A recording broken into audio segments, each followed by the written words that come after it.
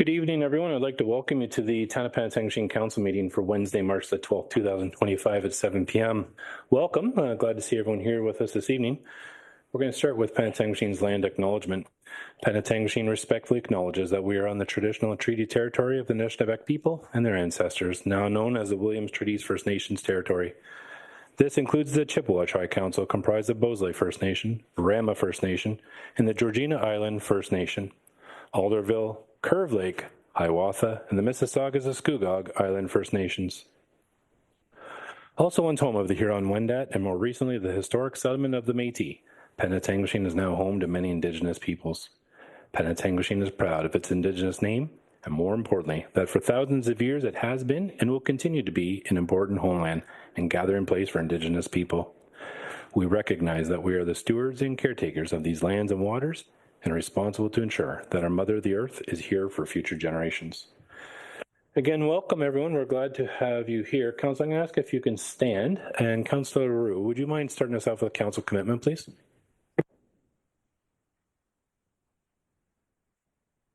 Thank you, Your Worship. Council commitment for the town of Penetanguishene. We are grateful for the many gifts which have been bestowed on Penetanguishene and its citizens, including the gifts of freedom, opportunity, and peace that we enjoy. May we be worthy custodians of all that has been entrusted to us. We ask that all in attendance and those who could not be here assist us in promoting good government.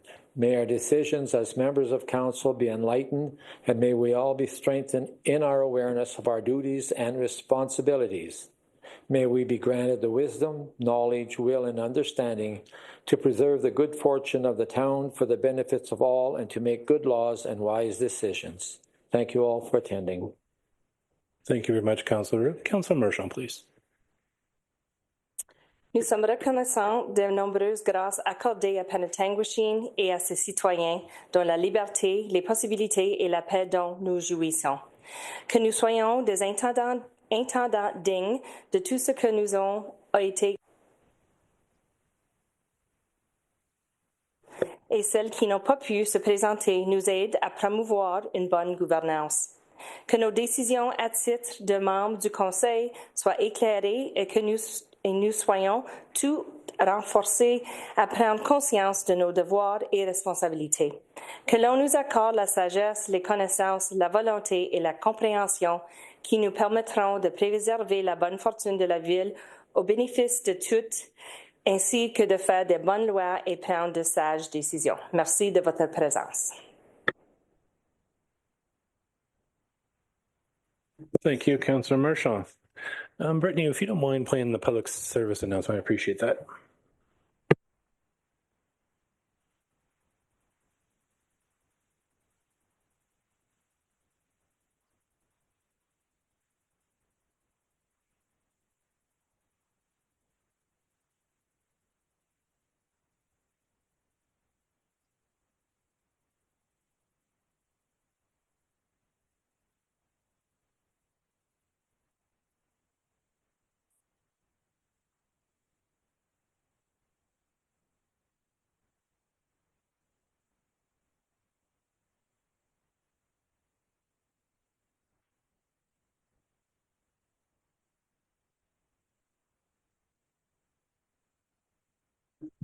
All right, Council, we'll move on. We'll come back to that in a moment. Council, we'll move on to our approval agenda. I have a motion that the agenda of the regular council meeting for March the 12th, 2025 be approved as presented, moved by the Deputy Mayor, seconded by Councillor Waters. Comments or questions? Seeing none, we'll call for the vote. All in favour? And opposed? And that is carried. Council, we'll move on to declaration of pecuniary interest. Any members have a declaration of pecuniary interest tonight? Seeing none.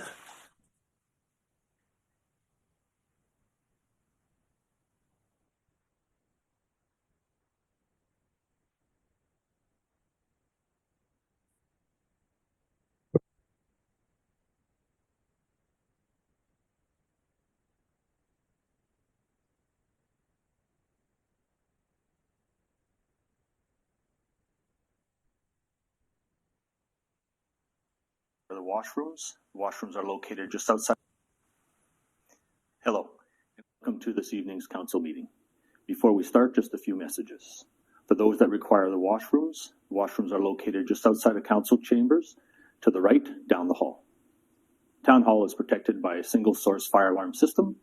Should the fire alarm activate, please exit the building through the rear doors or the side doors. Make your way down to the parking lot closest to the church. In the event of a medical emergency, please dial 911.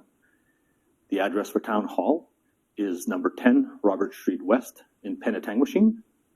And I'd like to remind everyone that we have a public access defibrillator just outside of council chambers. I wish you a safe and good council meeting. Bonsoir et bienvenue à la ville de Penetanguishene et à la salle de conseil. Avant que nous commençons ce soir, une couple de messages. Si vous avez besoin de les chambres de bain sont situées juste à l'extérieur de la salle de conseil, au bout du corridor à votre droite. La salle de conseil est protégée d'un système d'alarme à feu de 1 stage.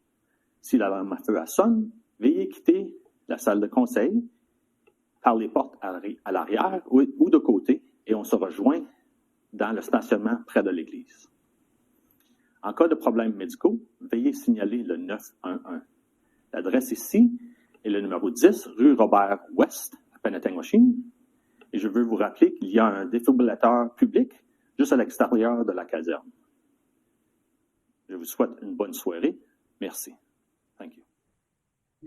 Again, thank you, Brittany. Thank you, Chief Renaud, for that statement. Moving on, Council number 7 is our open forum.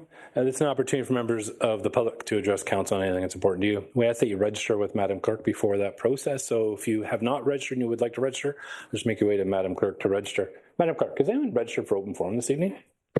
Thank you, Your Worship. There are 4 members of the public registered for open forum this evening, starting off with Arlene Marchadon to discuss the telecommunication protocol. Thank you, Arlene. I'll have you to the podium, and you have 2 minutes. The floor is yours, and thank you for attending.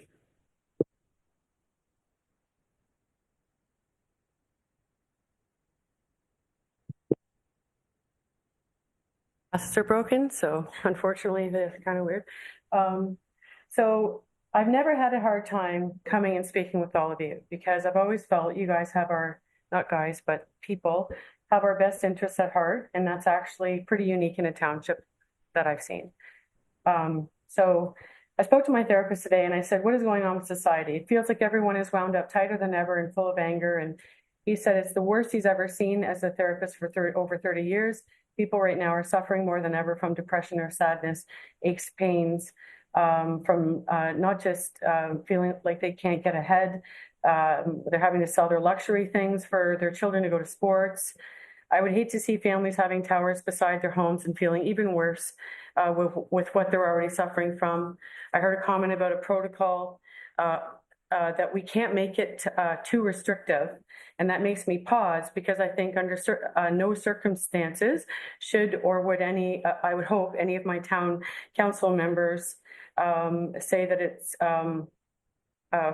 for it to be too restrictive when it comes to the residents of Penetang. It should be, and let's make this protocol, safe for our people. And in terms of it being 500-meter distance, it was just of course, I've been collaborating with people that have been just as interested in this as I have been for almost 2 years now. A 500-meter setback sounds like a lot, but it isn't, especially for when we look at Penetang demographically or what we have here. We have a lot of residents or buildings that are residents that can't leave. They have to live in, for instance, one of our biggest manors. I think it's almost, aside from the Villa Midland, it's one of the biggest institutions or buildings where long-term residents or people live that can't leave. So a 500-meter setback isn't actually a lot. You've been given an email. I don't know if you had a chance to look over it, but if you look at Penetang in terms of where we already have towers, they're on the circumference of the town. I've never had a lost call or any form of cell phone interruption. I walk every street in Penetang. If you see Midland, who has no protocol, they're inundated with towers. It's very unsafe. It's not good for them. Arlene, that's 2 minutes. I appreciate your comments tonight. Thank you. Madam Clerk, I believe you have another person.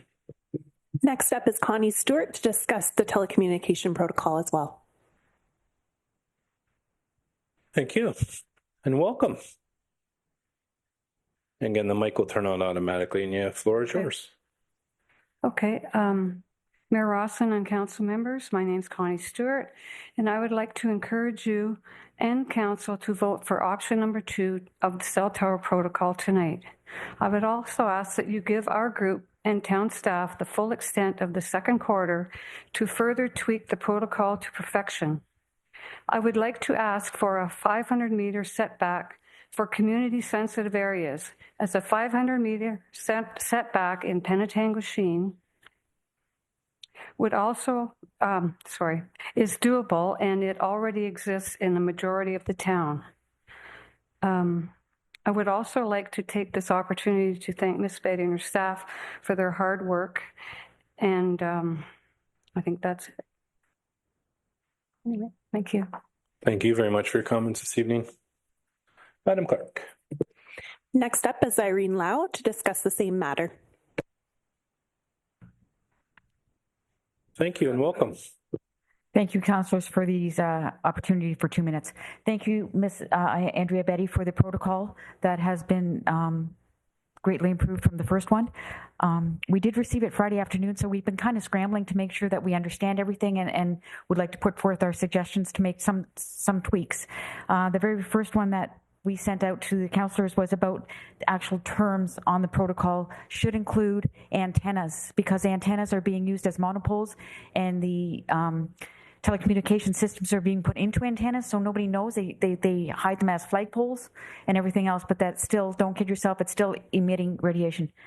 Also, another tweak would be to include nursing homes in your community sensitive area as opposed to just long-term care homes, because let's not kid anybody, this is a retirement home. We're all going to end up there at some point, and we want to be safe.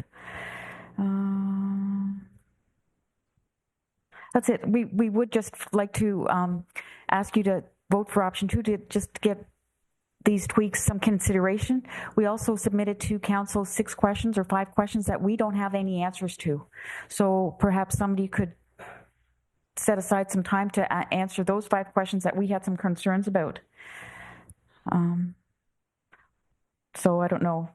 There are 5 questions that we would like to have answers on. So it's not like we're asking for a total revamp of the protocol. We're not, but we're asking for some tweaks and some inclusions and some answers for our own satisfactions, that we have a better understanding of what the protocol looks like, because we only did get this Friday afternoon. Thank you.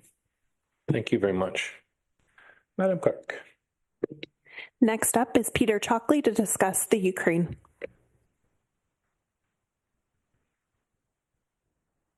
Welcome.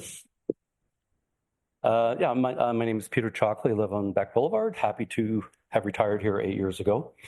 I'm requesting the town to fly Ukrainian flags down Main Street to show our support for them. I will mobilize Penetang sewers, as much as they are, to make them at no cost to the town, if you would but hang them. I am not Ukrainian, but I find their situation totally unbearable to witness. I personally supported a Ukrainian family come to town, and I organized an annual pickleball tournament, which we have raised now over $25,000 to support their cause and rebuild. And now I'm asking for your help. I emailed Mayor Rawson this suggestion. I got a timely and generous response. Thank you very much. And in normal times, I would have been very happy with that. But as the first speaker said, we are not living in normal times. And I worry that the council will try not to take a position to represent the entire community if it may cause some ambiguity or confusion on levels of support. You know, when do all your decisions ever get full community support? I'm sure your town doc will not be unanimous. I'm sure you've had a lot of frustrations with snow removal, and I don't know if anyone enjoys your tax rate proposal increases. So you do your best. You do your best for the town, and then you move on to the next item. I'm not asking you to do your best. I'm asking you to do what I believe is right. And I think that's a big difference. Times are changing fast, and I know I'm triggered. I know a lot of us are. And a lot of us want to do something. So I'm asking, please don't wait for the consensus of an entire community. This is the time for leadership. Tell us what is wrong. Tell us what we can do Tell us what we can do to support Ukraine as a community. And if you have extra time, tell us how we can save Canadian jobs and tell us what message we can send to Donald Trump. Thank you very much. Thank you very much.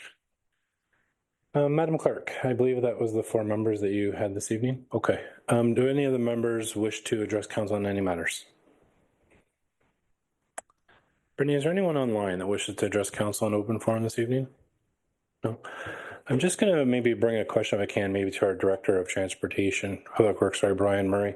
Brian, I know we had a couple of questions regarding our transit system and about the bus. I know that we had some mechanical issues, but I just think some people are wondering what's going on with that.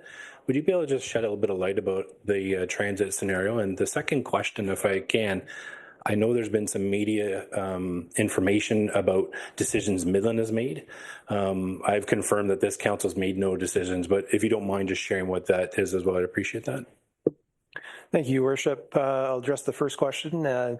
So our transit bus indeed was down. Both of them actually were down late last week.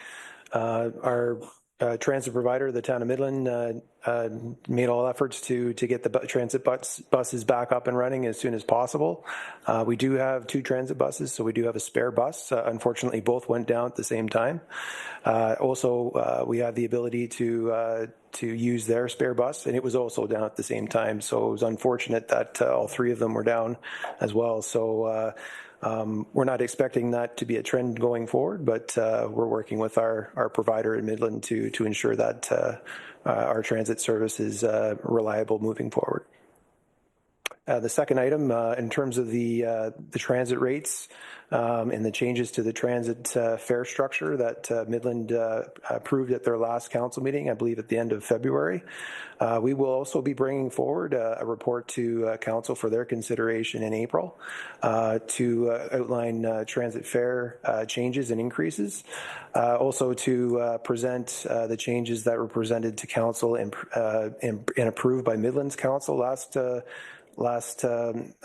during their last meeting for council consideration, and from there we'll implement any changes and make council aware of any changes that they may want to have in line or in alignment with the town of Midland. Thank you very much, Brian. All right, council, we're going to move on to number 8, our statement from members. I'm going to start with Councillor Vadabonker. Good evening, everybody. Your Worship, members of council, members of the audience. Just the only thing that I really participated in since our last meeting was the fabulous Winterama event that took place on Family Day weekend. I was able to partake in a couple of events associated with with Winterama weekend. I was down at the museum. And I was over at the Penetanguishene Arena for some events, but it was a great weekend, even though we got snowed out. But from a snow standpoint, we certainly had one of the best Winteramas in recent memory. And I want to just compliment all the staff, volunteers who assisted in putting on the Winterama event. Well done by everybody involved. Thank you, Your Worship. Thank you very much, Councillor Vadabonker. Councillor Roux.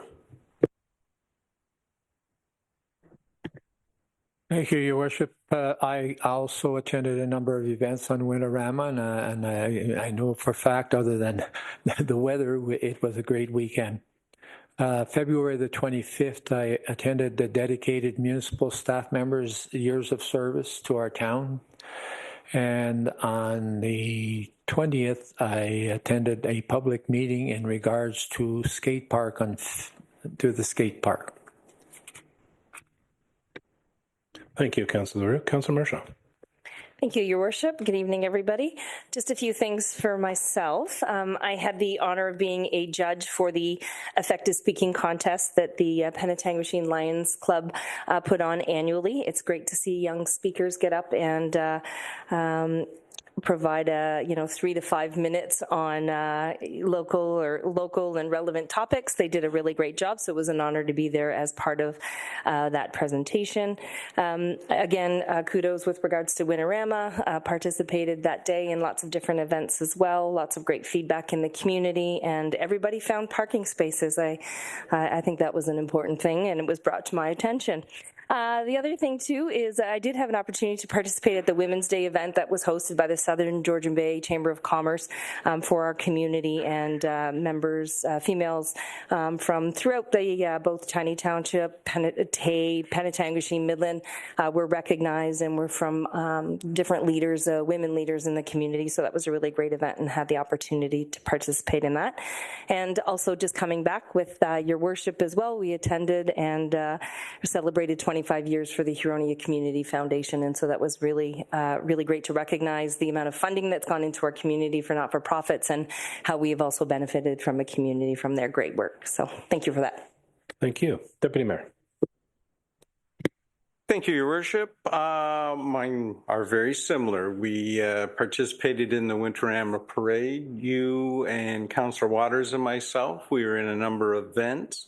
The one thing that I did want to say is that you and I were able to defend our championship log sign contest. So now we're moving through the north end of the county and part of the southern end of the county. We did attend the skateboard park information, and around February 21st, the mayor and I had the pleasure of attending the opening of a new Main Street business, Dr. Gadget. We went to an opening there, and we also went to OMG to congratulate them on their new site. So that will do it, Your Worship. Thank you very much, Deputy Mayor. Councillor DeRush. Thank you very much, and thank you everyone for joining us this evening. The list has been long already, so I'm not going to reiterate all the good things that we've been doing so far, but I do want to mention that I met with 2 committees of council. I'm chair for 2 of these, Wellbeing Accessibility Committee and the Summer Cultural Event Ad Hoc Committee. And great committee with wonderful volunteers. We're working hard to move forward with the age-friendly community plan that we have in place here in Penetanguishene, and we are moving forward with our mandate as a summer cultural event ad hoc committee. So always inspiring and great to be with these groups and hearing what our community thinks and wants to see moving forward. And I, too, of course, was at the Lions Club Effective Speaking Contest. Hats off to not only the participants, but the Lions Club that puts this on. They do a great job. They're very motivated and they're very engaged. And so without them, it wouldn't happen. So thank you. Shout out to them. Winterama was great. My family came out. We had a great day. So that was great. So thank you very much. Thank you, Councillor Rush. Councillor Waters. Good evening. Much like everybody else, I did the Winterama, I did the skateboard park. I had a couple of meetings with different sections. I did have another meeting that I was going to, and it was canceled. Unfortunately, I showed up, but there was nobody else there. I didn't know it was canceled. I won't say where it was because I don't want to embarrass them. And we had a library meeting, and I'm pleased to announce that we now have library open 6 days a week. Yeah, too bad it didn't happen a little sooner, but we're working at it, and there is the hopes that maybe we can tweak it a little bit and possibly get another 14 hours without any additional cost to the taxpayer. But that has to go through the board, and let's hope we get it through. Thank you, Councillor Waters. Elise. Thank you, Your Worship. Just two things to note. Number one, at the end of February, we held a appreciation breakfast for our roads division. I think it goes without saying that our roads division have been taxed significantly this winter, and so it was a great opportunity to bring the team together and show appreciation, and it was nice to see the camaraderie between staff that in some cases don't see one another for great periods of time. Funnily enough, as we were finishing breakfast, the snow started to fly and they were up out of their seats and in the trucks. So it was great to see. Second piece, I think it was touched on, International Women's Day. We did do a celebration here at the town in council chambers last Thursday to celebrate Saturday, March 8th as International Women's Day. We joined the District of Muskoka, City of Orillia, Town of Innisfil, and Town of Midland on a virtual panel where we had Marie Richardson, our GIS and asset management coordinator, represent the town. So it was great to see. Following that, we had a little mix and mingle here in council chambers with both Town of Penetanguishene and Town of Midland staff. So well attended, a great opportunity to get together and celebrate March 8th, International Women's Day. Thank you, Your Worship. Thank you, Elise. I won't repeat what everyone mentioned. I'll just highlight a couple, though. I think Winterama last meeting, I think we asked Brian, are we going to be good? And Brian was like, yep, we're good. We don't need to delay, but hats off. Councillor Marchand talked about parking. I think people were able to navigate. I think considering what that week was like up to it, I think our staff, RCS and Teeny, did a tremendous job to make Winterama the success it was. So thank you. A couple of the things I participate in, our new police board. We have one police board for Midland, Penetanguishene, Tiny Tay, and Georgian Bay Township. I'm our council rep on that board, so we met in the last month, and we're starting to move forward with that. I also was at our local Economic Development Corporation, or CIMCO. I was at that board meeting, and I want to thank staff for the invite for the Public Works breakfast. I think it was very well done. Hats off to everyone who organized and coordinated that, and as well for the International Day of Women. I think it was well done, and I really appreciate the collaboration with Midland, so it was very good. Okay, we're going to move on. Council, number 9 is proclamations. We have 2 proclamations this evening. The motion reads that the following proclamations have been given due consideration be approved. Our first one is regarding the County Simcoe It Starts Month for March 2025, and our second one is for Autism Ontario World Autism Day for April the 2nd, 2025. Council, when we're convening into committee of the whole, just before, we'll get a picture of everyone with their It Starts and celebrate that. So I've read the motion. I'm going to look for a mover. Moved by Councillor Marchand, seconded by Councillor Roux. Comments or questions? Seeing none, we'll call for the vote. All in favor? And opposed, and that is carried. Moving on, number 10 is a public meeting. We have nothing on our public meeting this evening. Number 11, we have delegations and presentations. We have 2. Our first one's regarding a presentation from the Environmental Services Supervisor regarding our annual report for 2024. I'm going to welcome Alain Roy to the podium for the annual report. And thank you for being here this evening. And congratulations on behalf of Council on your appointment as the Supervisor of Environmental Services section. We appreciate it and welcome. Good evening, Your Worship, members of Council, senior management team, and members of the public. For those of you that don't know me, my name is Alain, Environmental Services Supervisor for the Water Division. I'm here this evening to do a very brief presentation on the governance of Water Division operations. Next slide, please. The Water Division must abide to a strict set of regulatory guidelines. There's a large amount of data collection, reporting, and auditing involved in maintaining the necessary licenses and permits to operate a municipal drinking water system. In this presentation, we'll be focusing on the 2 following types of reports. The annual report for both the Lepage and the Payette system, and the summary report, which everybody should have had a copy before the meeting, which is to be presented to the owners of the system. Next slide, please. This is just a screenshot, basically, of the Ontario. It's a document that we have to fill out for the annual reports. It's a ministry document. So next slide. As I said, annual reports are ministry-issued templates, which are required under Section 11 of Ontario Reg 170. They must contain the description of the system, list of chemicals used in the treatment of water, any reports made to the Ministry of the Environment, Conservation, and Parks, such as adverse notifications and any corrective actions. It must also include results of required testing, major expenses incurred, and locations where copies of the report can be obtained. The annual report must be completed by February the 28th for the preceding year. Next slide, please. The next document, which is the one that's mainly prepared for the owners of the system, yourselves on council, is the summary report. This just shows the cover page for the document, which we create in-house at the Water Division. Next slide. I know we don't have a lot of time here, so I'm not going to go through each one of these sections, but we will go through them one at a time here in the presentation. Next slide. This report is a summary of water quality information for the Payette and Lepage drinking water systems. This summary report is prepared in accordance with the requirements of Schedule 22 of Ontario's Drinking Water System Regulation 170, for the reporting period of January the 1st, 2024 to December the 31st, 2024. Next slide.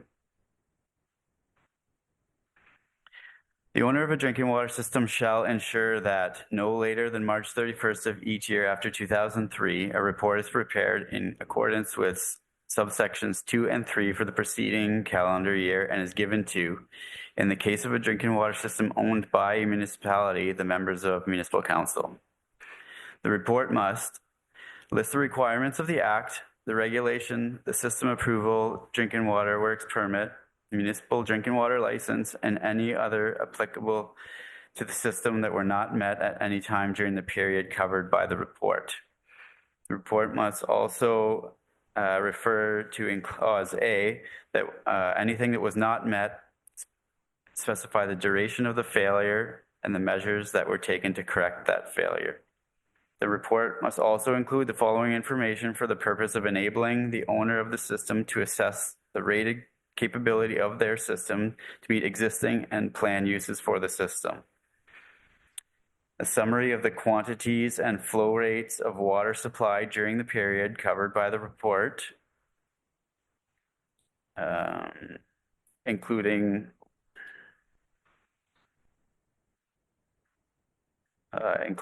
maximum daily flows and daily instantaneous peak flows. A comparison of the summary referred to in paragraph 1 to the end capacity and flow rates approved in the system's approval.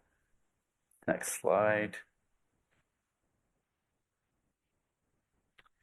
So first is Payette. The rated daily flow for Payette is 11,000 cubic meters. In 2024, the Payette drinking water system operated well below that limit. The maximum daily flow rate for the year was roughly 4,000 cubic meters, or 36% of the allowable daily volume. Next slide. Next slide shows a graph as well as the associated table below that shows the pumping rates, total pumping, the average daily, and then the monthly pumping rates for all three wells in the Payette system. Next slide. In accordance with the Municipal Drinking Water License 127-102 for the Payette system, under Schedule C, specific conditions, some additional sampling and testing may be required. For this one here, we have additional sampling, testing, and monitoring may be required for a test parameter. There's a requirement for the town of Penetanguishene to test for trichloroethylene and dichloroethylene from the Robert Street West well system on a weekly basis.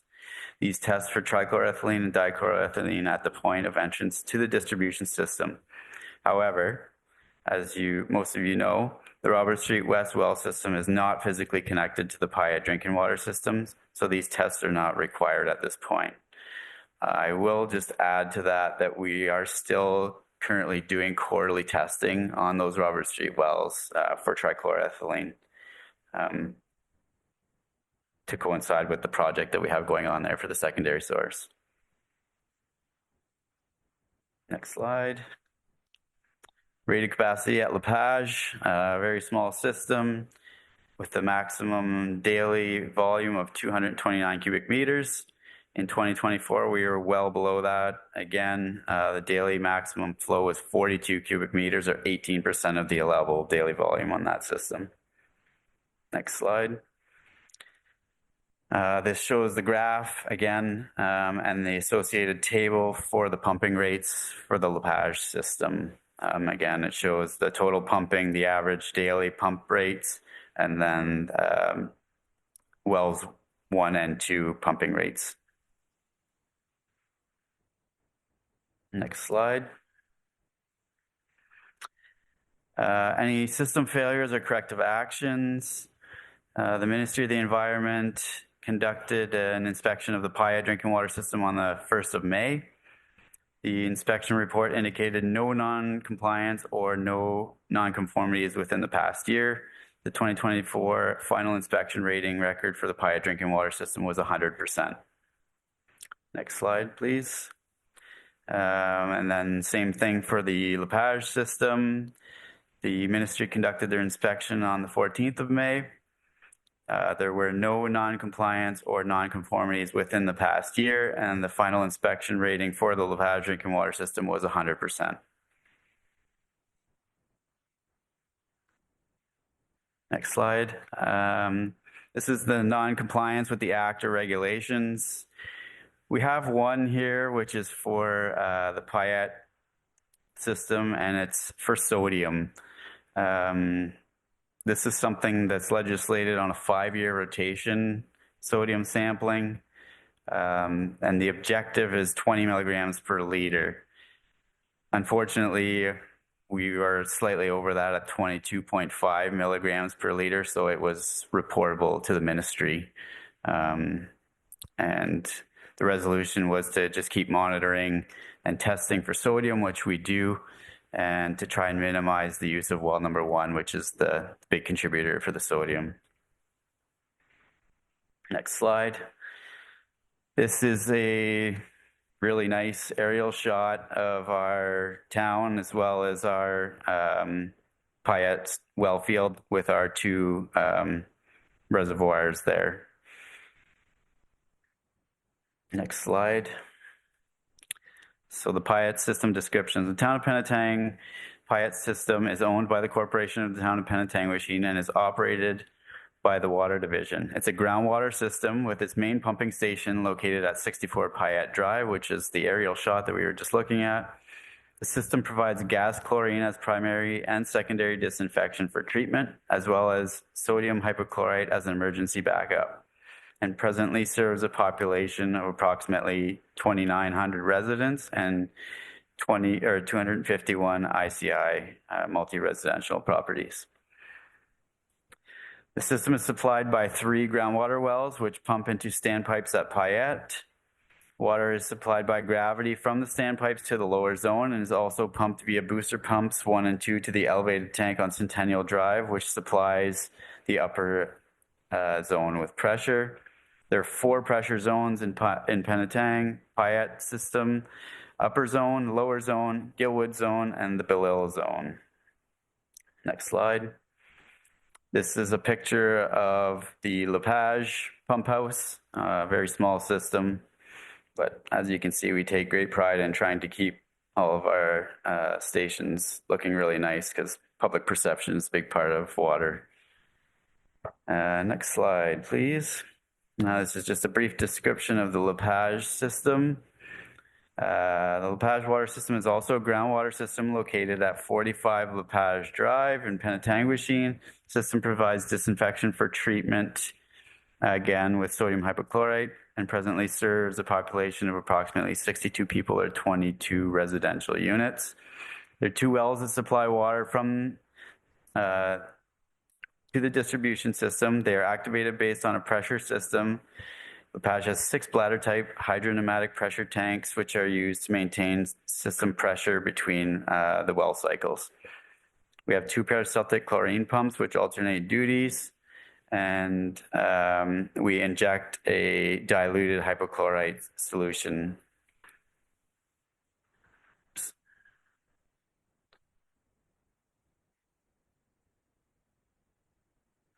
So for Lepage, because there's no elevated tank or reservoirs, there's a concrete contact main, which is 600 millimeters in diameter, dedicated to chlorine contact time with interior perforated baffle walls. It's 24 meters long, provides 20 minutes of effective chlorine contact time.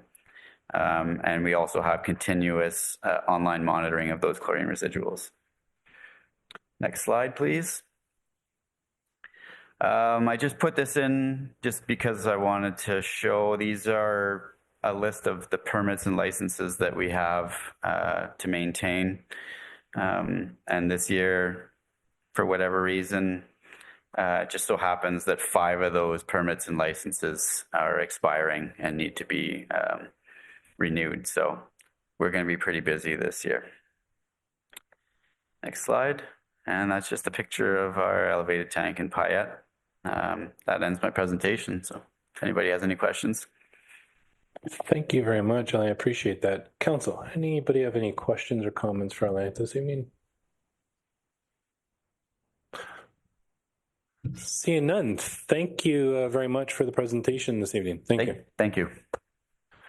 Okay, Council, we're going to move on to our second presentation. It's regarding a presentation of the Canadian Ramp Company regarding our Penetanguishene Skate Park. I'm going to ask Madam Director Sherry Jordan, do you want to introduce our presenters this evening?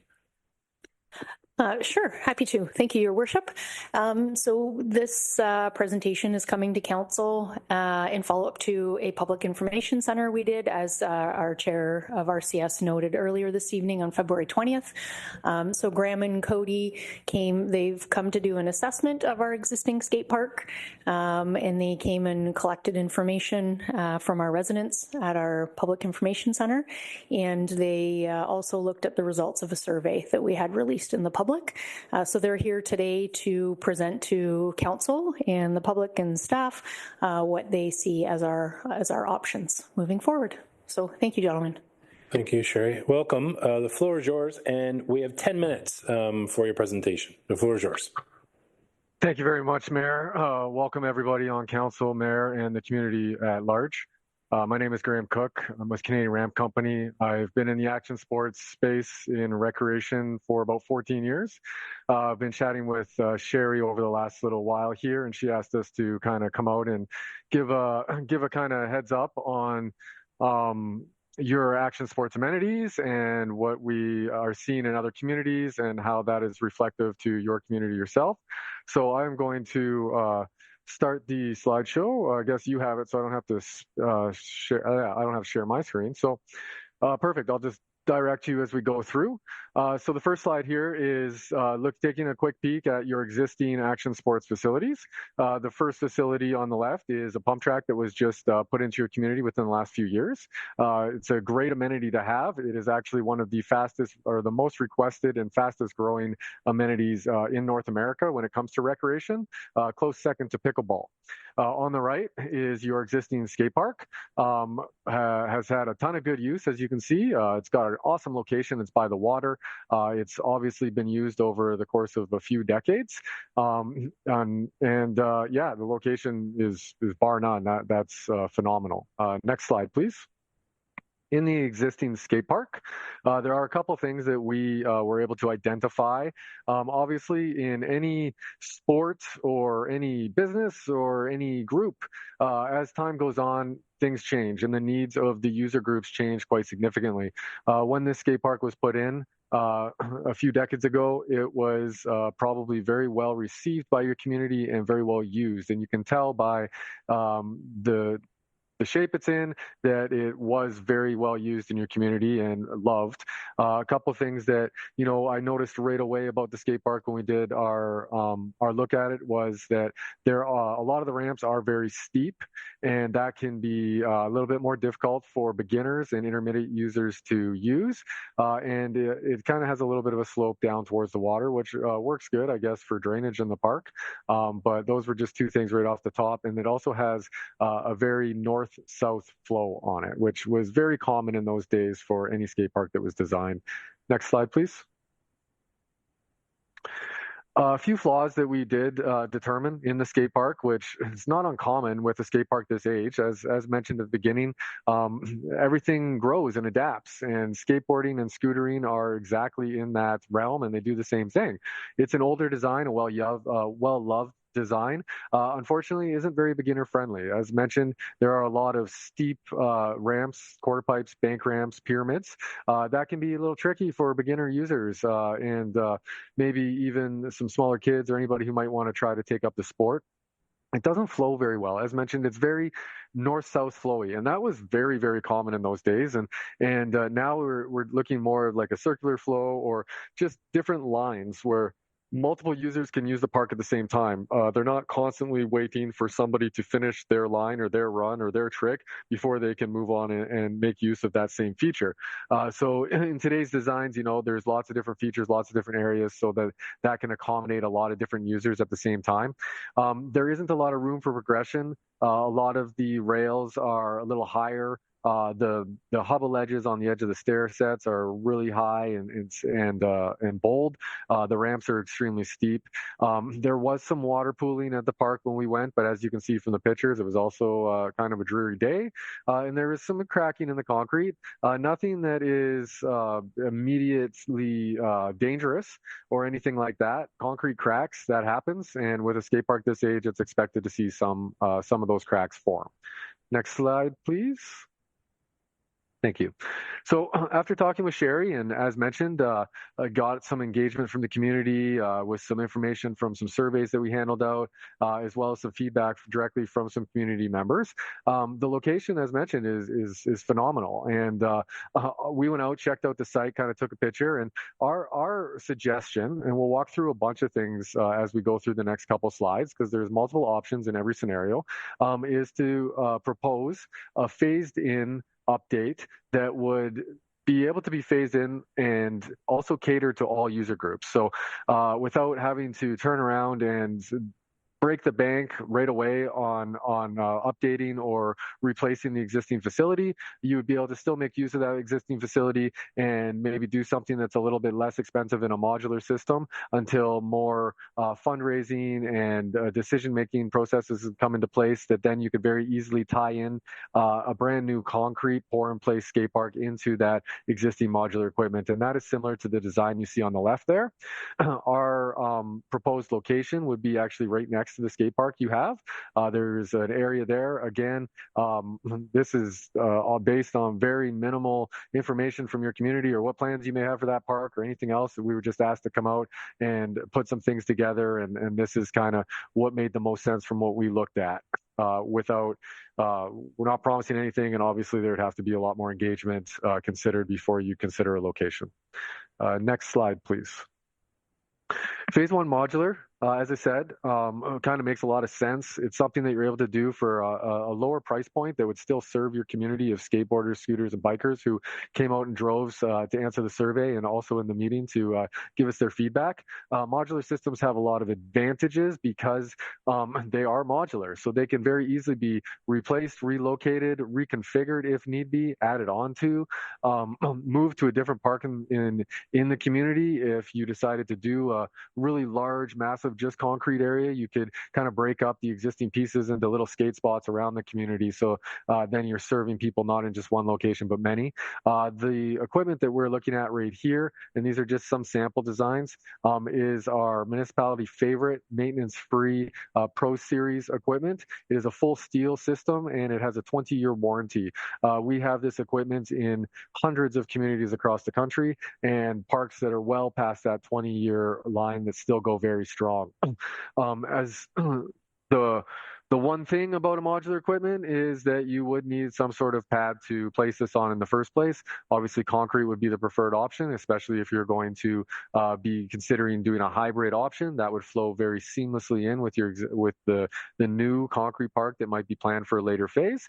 And as you can see, price points on equipment start as low as just over $100,000 and can go upwards as far as you'd like. But we would definitely recommend doing a custom design with an extensive community engagement to get a lot of feedback from the community before just throwing something down. You will find that you get a ton of buy-in from the community, and they take pride in that park knowing that they helped design it. Next slide, please. With the phased approach in the hybrid park, these are two examples of some concrete facilities that would would help sit beside an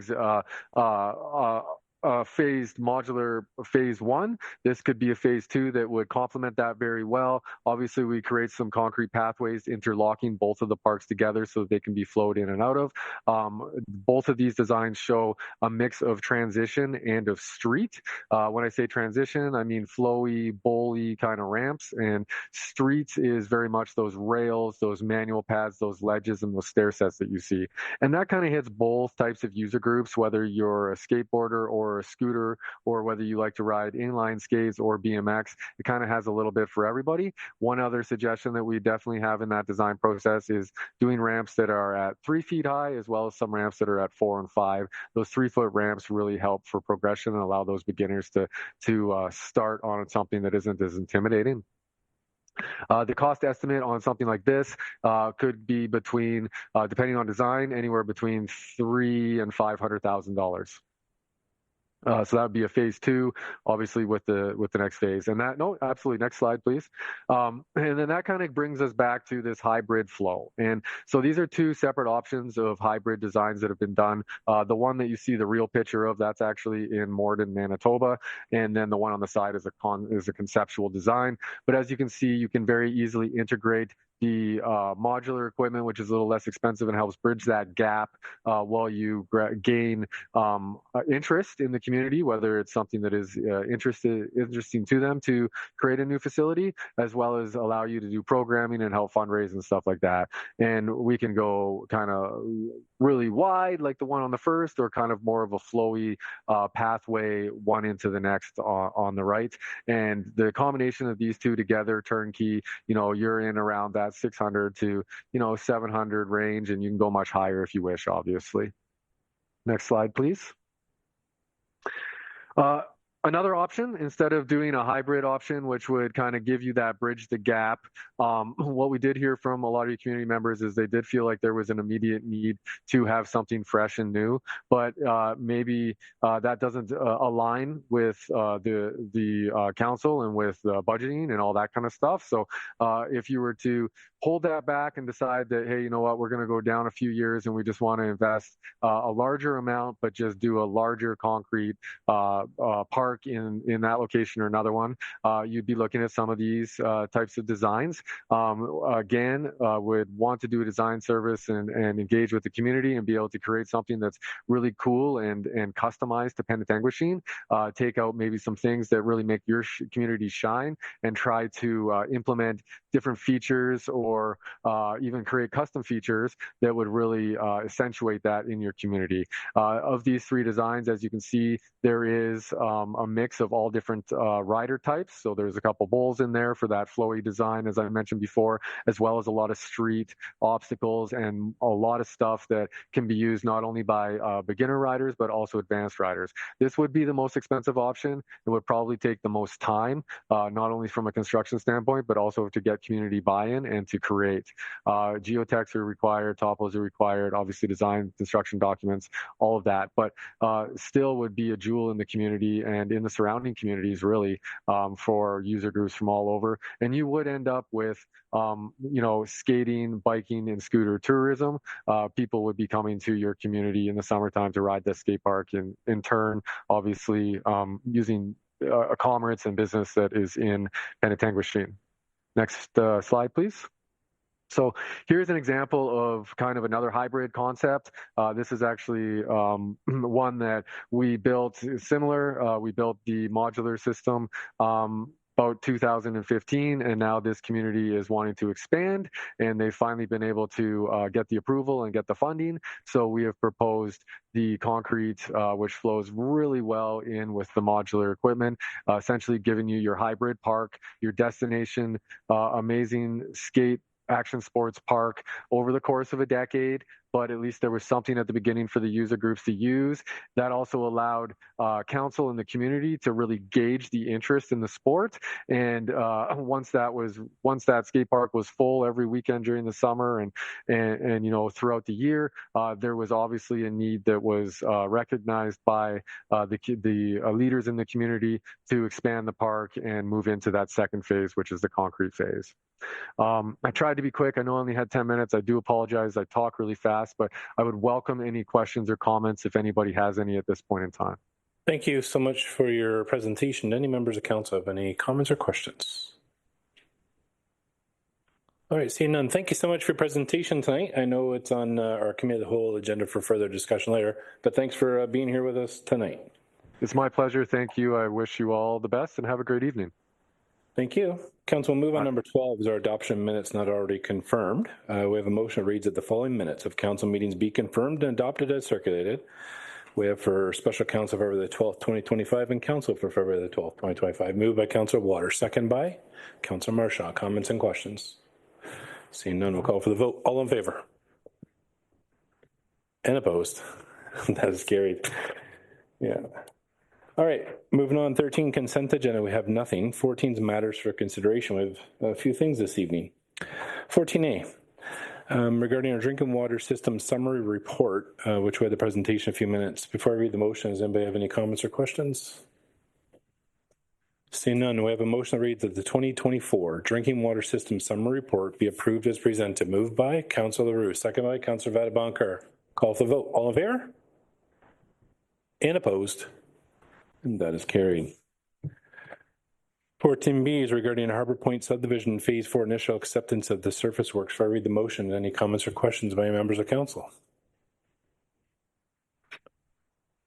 Seeing none. Motion reads that the initial acceptance of the following municipal services within phase 4 of the Harbor Point subdivision be approved regarding surface course HL4 asphalt, second stage curb, sidewalk, boulevard, and landscape restoration on Reeville Road. Moved by Deputy Mayor, seconded by Councillor Waters. Again, any comments or questions? Seeing none, we'll call for the vote. All in favor? And opposed? And that is carried. Council, moving on to 14C regarding 40 Thompson's Road. Anybody have any comments or questions before we read this motion? All right. Motion reads that the initial acceptance of the following municipal services for 40 Thompson's Road subdivision be approved. For surface course HL4 asphalt and Thompson Road surface course HL4 asphalt, curb, sidewalk, retaining wall, and boulevard restoration on Leahy Crescent. Moved by Councillor Marchand, second by Councillor LaRue. Further comments or questions? Seeing none, we'll call for the vote. All in favor? And opposed? And that is carried. Move on to 14D regarding Little Sandy Bay Road. Does anybody wish to pull this for further comments or questions? Motion reads that the property municipally known as 178 Little Sandy Bay Lane be exempt from site plan control bylaw 2014-30 as amended to permit the proposed development in accordance with the attachment number 2 to PL 2025-13. I'm going to look for mover. Councillor Waters, second by Councillor Vatabankar. Further comments or questions? Seeing none, we'll call for the vote. All in favor? And opposed? And that is carried. 14E is regarding a pretty neat opportunity. I'm going to see if the CEO can speak to this real briefly. I know the memo's here, but I think this is a good celebration. So CEO, do you mind just giving a 48-second snapshot for everyone? Sure. Thank you, Your Worship. Our Director of Public Works has put together a report that outlines the opportunity that's in front of us. It's a process that our local authority services through AMO has presented. Ultimately, it's an opportunity where a business case could be developed.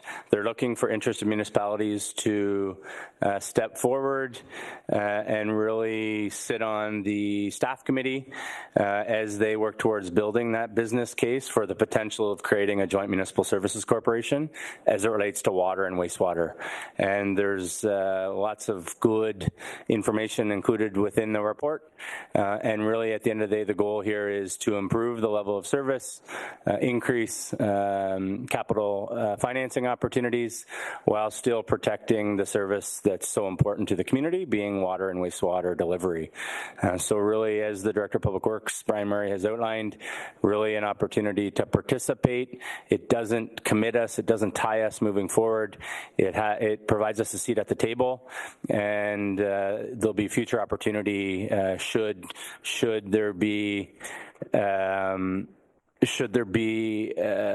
the opportunity present itself where we could participate. Thank you, Your Worship. Thank you so much. I think this is another great opportunity that we're looking for opportunities for the community. Council, the motion reads that the Chief... Councillor Vedabunker.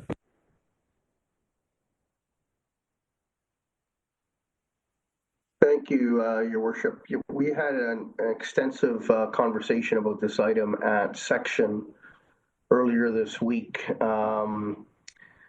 since it fell so closely on the heels of a report that we dealt with last month, dealing with the merger of water and wastewater into a new division within Public Works. And as the CAO has outlined, this is very much an exploratory thing that the municipality would participate as a small municipality amongst, I think, 15 or 14 other municipalities. So it doesn't commit the municipality other than just exploring whether this would work or not. And so that was front and center in our conversation. And like yourself, we felt it was really creative and innovative, but it's just something we're exploring at this point. Thank you. Thank you very much, Councillor Vedabunker. The motion reads that the Chief Administrative Officer and the Director of Public Works participate in the Municipal Staff Committee being created by LAS to develop a business case for creating Joint Municipal Services Corporation for water and wastewater. I'll look for a mover.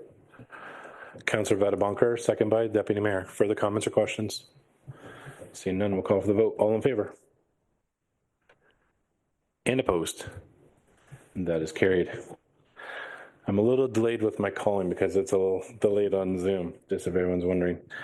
We'll move on to 14F, the motions regarding EDCNS. Just for everyone's update, Madam Clerk attached a memo on this month. Last month, we did talk about this situation, Council, but the motion, I think we spoke to it, should kind of look like Cultural Alliance motion that came forward, but we didn't have that crafted. I think we all discussed it and debated it, but Madam Clerk did put that forward. So the motion will look a little different than what we debated and looked at last time, and that's the reason why. Before I read this motion, does anybody have any further comments or questions? Councillor Vedabunker.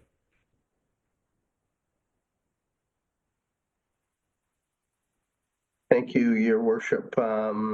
I'll be brief. It's just it saddens me somewhat that we're dealing with this in the sense that we're now somewhat fractured as a North Simcoe region in delivering economic development services. I fully understand the reasons why this is here, and you know, when it came forward in February, you know, the option of looking at the county for providing economic development services is a great option to have. And it's just, as someone who's been around a while and saw the formation of the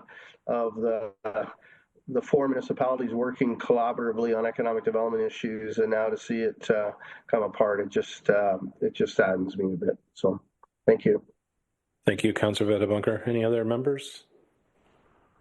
Okay, the motion reads that the Town of Penetanguishene withdraw the membership from the Economic Development Corporation of North Simcoe effective immediately, and that the municipal clerk be directed to oversee the Town of Penetanguishene's official withdrawal from EDCNS, and further, that staff report back to Committee of the Whole with economic development options for moving forward. And finally, that the municipal clerk advise EDCNS, the Town of Midland, Township of Tiny, and the Township of Tay of this decision. I'll look for a mover. Deputy Mayor, second by Councillor Waters. Further comments? Call for vote. All in favor? And opposed? And that is carried.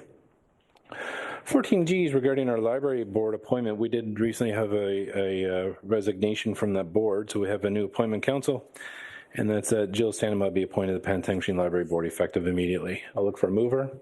Councillor DeRush, seconded by Deputy Mayor. Comments or questions? Seeing none, we'll call for the vote. All in favor? And opposed? That is carried. All right, we're going to move on to 15, presentation consideration of the report for Committee of the Whole. For everyone's interest, after council meets, we move into Committee of the Whole.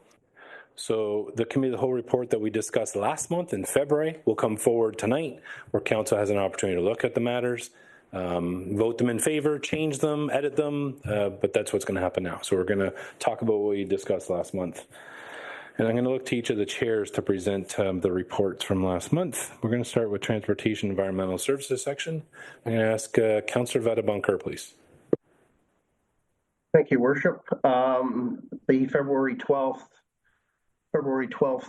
Transportation Environmental Services section meeting, we considered 5 consent items. They were all there for information. There was the 5-year sidewalk maintenance and reconstruction plan.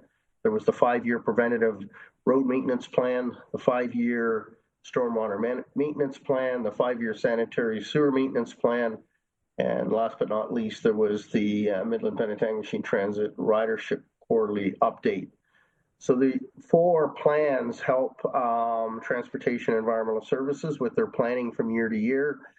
They are subject to review on an annual basis, but at least it provides a little bit of a roadmap for the department and council to understand the various projects that are going to be undertaken over the 5-year period. There was one item that that section considered, and Committee of the Whole received a water and wastewater rate study presentation by BMA Management Consulting Group, and it was a long-range plan for water and wastewater rates. There was lots of discussion about the plan and the increases and the rationale behind the increases. The increases on a percentage basis are quite substantial, but they're being recommended to meet the obligations of the municipality to meet the provincial requirements that the water and wastewater be a self-sustaining operation. And to be self-sustaining, you need to have money in reserves to be able to undertake asset replacement going down the line. What was proposed was a 10-year schedule of rate increases. Some members of council expressed concern about that, and there was an amendment made to the motion. And the recommended motion is that the water and wastewater utility rates and long-range financial plan prepared by BMA Management Consulting Inc.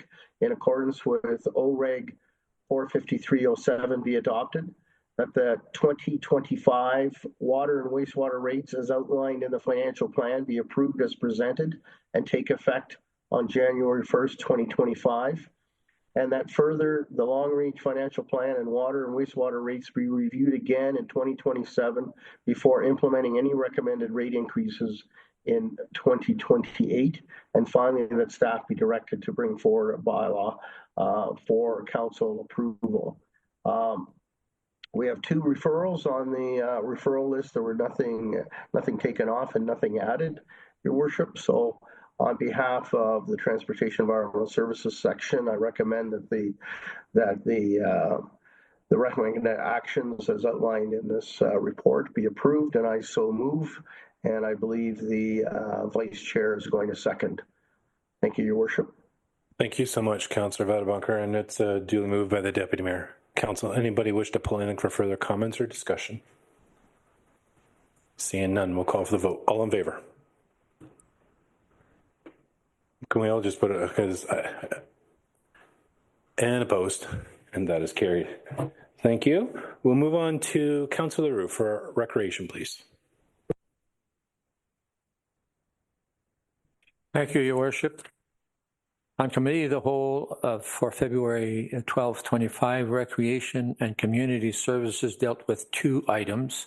One being the Penetanguishene Library Board meeting minutes, and second, the report from the Director of Recreation Community Services, OTF, Ontario Trillium Grants. Matters for consideration, we had two. One is the small tour boat RFP results, and secondly, the Ships Company of Penetanguishene agreement. There were no add-ons or removals from referrals. So moved by myself and seconded by Deputy Mayor, accepted. Thank you very much, Councillor. Any members wish to put anything for further comment or discussion? See Councillor Waters. I guess my question would be for our director. On the small boat tour results, was there any reason we were limited to one and not two or three or four? Thank you for the question through you, Mr. Chair. Limited to awarding one. I guess that would be a discussion that a council could look to have, or we could report back on. However, not sure that the wharf could support two operations at that time, but happy to take that back and look at it further. Thank you. If that's the will of council. See Elise. Thank you, Your Worship. I would just add to the Director's comments that we did publish an RFP for one. To change the process at this point in the game, I think would require some staff discussion and really nullifies the process that we've undertaken, because those folks that viewed the RFP and ultimately submitted on the RFP, we were open up front with the process that we were going to be awarding one. So I think it changes the game and changes the process, which I think we would need to discuss internally around what that means from a legality standpoint. Thank you, Your Worship. Thank you. Does that answer your question, Councillor Waters? Any other further comments or questions? We'll call for the vote. All in favor? And opposed? And that is carried. We're going to move on to Planning and Development Services section. I'm going to turn it to Councillor DeRush. Thank you very much. The Planning and Community Development Services section had two consent agenda items. These were two sets of committee adjustment meeting minutes and the bylaw monthly activity report for January 2025.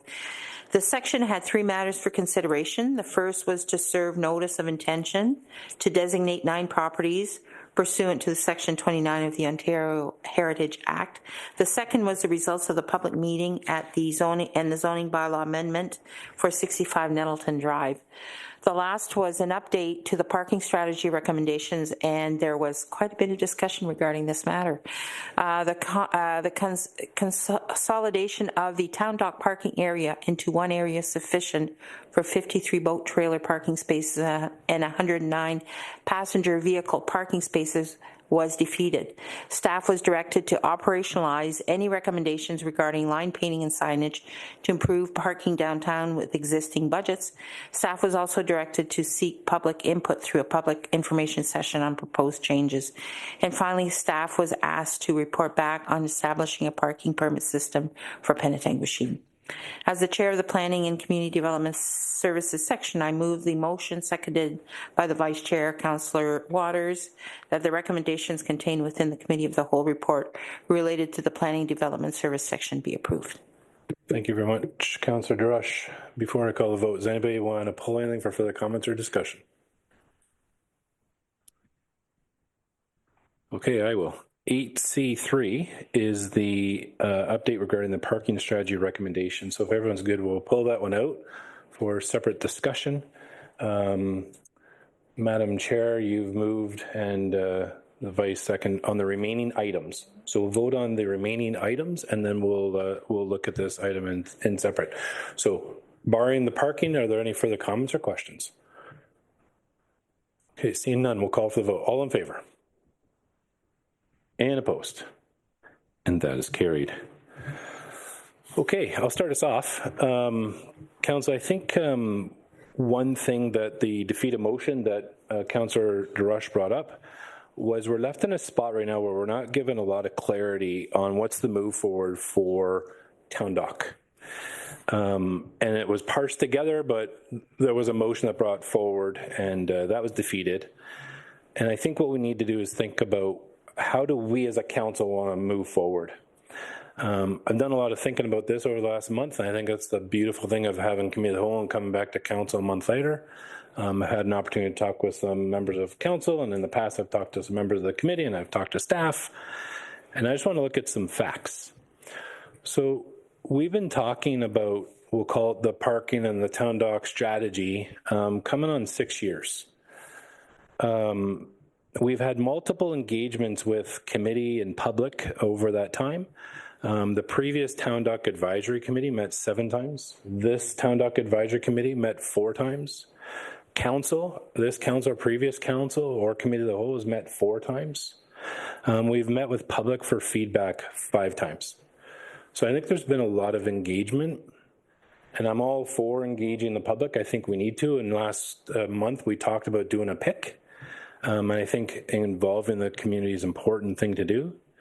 I'm just worried that if we continue with no clear direction this council owns, where are we going to move this forward? And I think this council needs to provide some clarity on how we move forward. I think we got 2 options. I think option 1 is council needs to provide some clear direction to our Town Dock Advisory what we're looking for. I think we need to hear back from them a recommendation.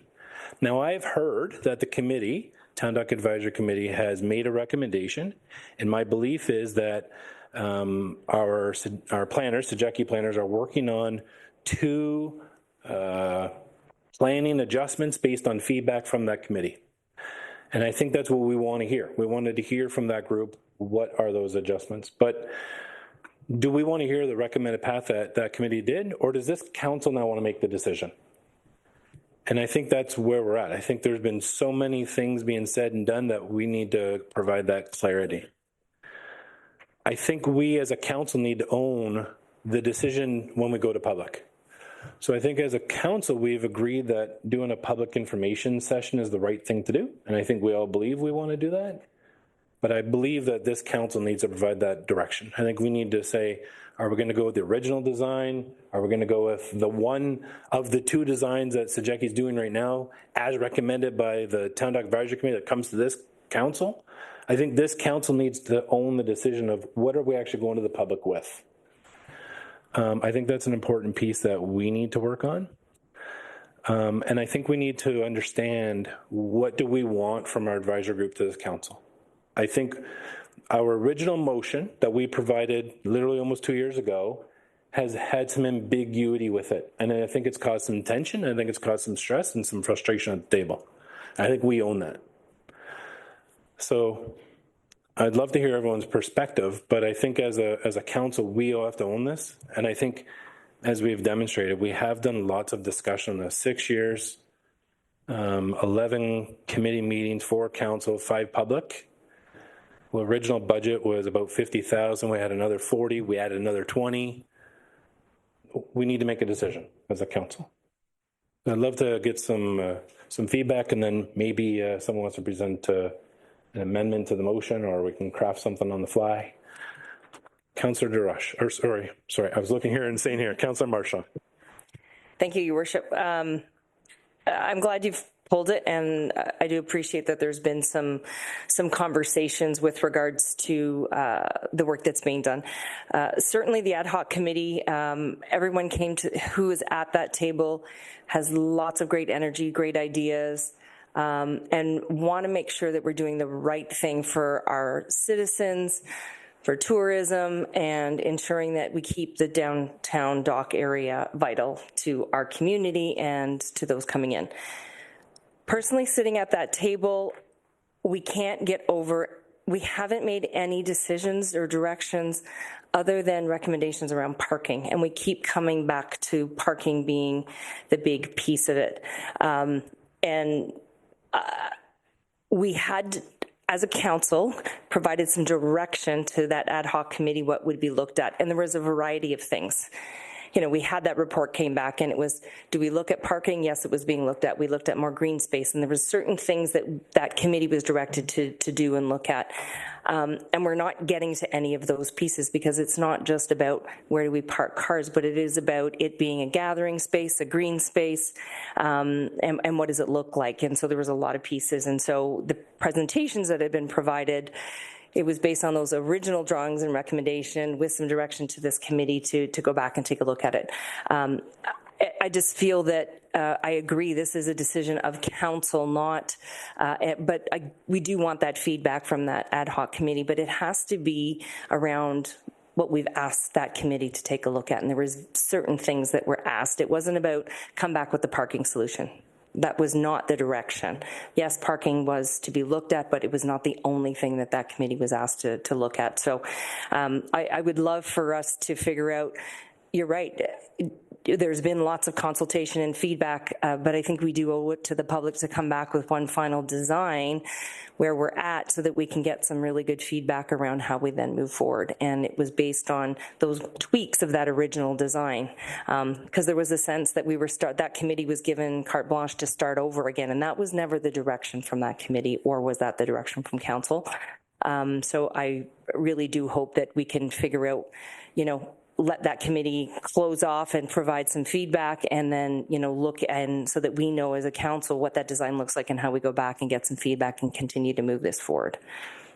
Thank you, Councillor Marchand. So you're a member of the committee. I just want to just for clarifying comment, I believe what you're saying is you would like to see the committee come back to council or committee of the whole and say, here's our recommendation, and then from that council would make a decision and then go to public. Is that kind of what you're suggesting? I think it's important. That group has come together. They have, had different ideas, but I think we need to know that that's coming back as a recommendation. It's not that we as council are going to do that and go forward, because I don't know that we'll get consensus around that table. Again, because we kind of seem to be hung up about really how many lines that we're painting and how many cars that we can park on busy weekends.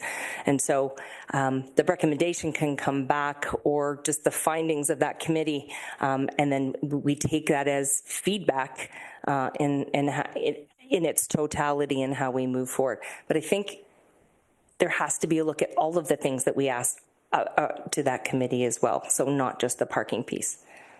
Thank you very much, Councillor Marchand. Councillor Vadabankar, I saw your virtual hand up. Thank you, Your Worship, and I'll just explain why I supported taking this out, and then was part of the group that defeated it. The reason was the language that was in that particular motion, and it talked about the consolidate the parking area into one area sufficient, and it went into some numbers. And in my mind, and I'm not going to get into the numbers, what the consultants were proposing was basically to define a parking area based on the average that they outlined in the report. And I understood that.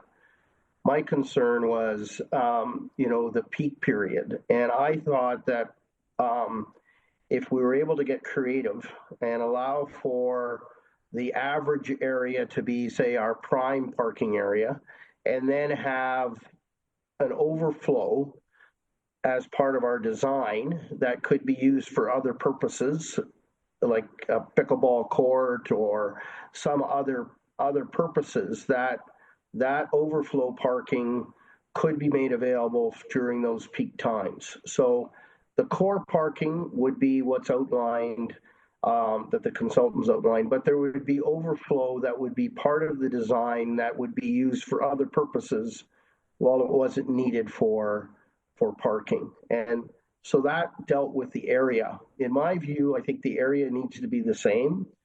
And we define a core parking area, and we define an overflow parking area, and we design that overflow so that it can be used for other purposes when it's not needed for the primary, for the average parking demand. So that's where I'd like to see it go. And I think that if that's something that the committee with our designers can come up with, then I'm happy to see that go back to committee and looked at. And, like yourself and like Councillor Marshaw, I'd like to see a resolution to this. It's been a long time. It's been looked at many, many times. But I think that, you know, providing some flexibility with some overflow, I think would be beneficial. Thank you. Thank you, Councillor Vadabunker. We'll go to the Deputy Mayor, then Councillor Marshall and Councillor Waters. Deputy Mayor. Thank you, Your Worship. Lots of good comments so far. It's close. Lots of great comments so far. I think as council, we should look at the terms of reference which was given to that group. And I believe as a member of that group, we were hung up on something. We did have two options, supposedly, as you had said, coming back from our planning consultant, but we have not seen them yet. I'm very confident that once the parking area is defined, the details for the rest will come together quite quickly. I would rather see the committee get those, see them, move on to our, as Councillor Marchand said, some of our free space, our green space, as Councillor Vadaboncourt said, some of our social spaces, things that could be used for other things. So getting rid of the committee, to me, is not a good idea. For us to look at it, we should be looking at it as we do every other advisory board that we have within the town. We have advisory boards that advise us on a number of things, and it's only advising. It's ultimately council's decision, so I don't have a problem with going back. Part of our problem, in my mind, is the rarity in which we meet. I believe, off the top of my head, and Andrea could correct me if I'm wrong, I believe it was September 5th was the last time that committee met. So time has been dragging on, but there's been some reasons. Thank you, Deputy Mayor. Councillor Darash, my apologies. Thank you. I guess my concern with all of this, or just my frustration with all of this, is we call it a town dock discussion. It's so much more than a town dock. It's not just about a dock where boats are. And that's what frustrates me the most is in what 2021 we did a town dock secondary plan study, and there was a lot of money invested in it. There was a lot of public consultation, and we heard loud and clear from people that they wanted it to be more than a town dock. They wanted it to be a gathering place. And I, for one, have never been privileged enough to own a boat or to have somebody, to know somebody with a boat. I'm not from the boating community. But when I go to the town dock, I would like to feel like I have a place to go. When we go there as a family, we are on a dock, and that's it. That's all you can do is you sit and you look, and that's great. But there should be privilege for those who, there should be some privilege for people who don't have boats there. There should be activities there or space for them. And when you do arrive at the town dock, it is all about parking. And that's what's so frustrating is we heard from people. It shouldn't just be about parking. And it shouldn't just be about boaters who may have to park at the curling club, may have to walk to their boat or whatever. Like there has to be some form of openness to not making this a location for privileged people with boats. It has to be for the community. And if we're going to invest millions of dollars, I can't support a parking lot. I can't just support that. And all the spaces, and we have to accommodate them because we don't want them to have to be misplaced a little bit. Well, what about the people who want to go there and just enjoy that space, who have so many who live in apartments, who have no place to be in a backyard, who go there? So that's where I want to invest my money in the town. That's where I want to see my taxes go, is for public space. We have a master plan, a town dock secondary master plan that talks about that. And then we've done a parking strategy that talked about, let's try to be, creative with our parking. And yes, maybe 3-10 people may be a little bit displaced in the sense that they'll have to park a little farther to walk for their boat. But let's not kid ourselves. We displace a lot of people who may want to go to the town dock, and they see a great big parking lot with no walking space, no parking, no walking path, and they just don't go. They just don't go see that sunset. They go elsewhere. So I really want to encourage this committee, and this is from me, to revisit those the plans, the studies that we've done, and to come to the table, not with what they think is best, but to reflect on what we've heard from our communities and our experts, and to take off that hat of this is what I think, and instead support what has been told to us, what's been said to us. And I know it's very difficult when we're passionate about something, but I hope that instead of just thinking about what we think is best, that we start using the tools that we're given to then give what the community has asked us to provide to them. So that's my little 5 cents worth. Thank you. Thank you very much, Councillor Drush. Councillor Waters. I can't come up with as much passion as that, but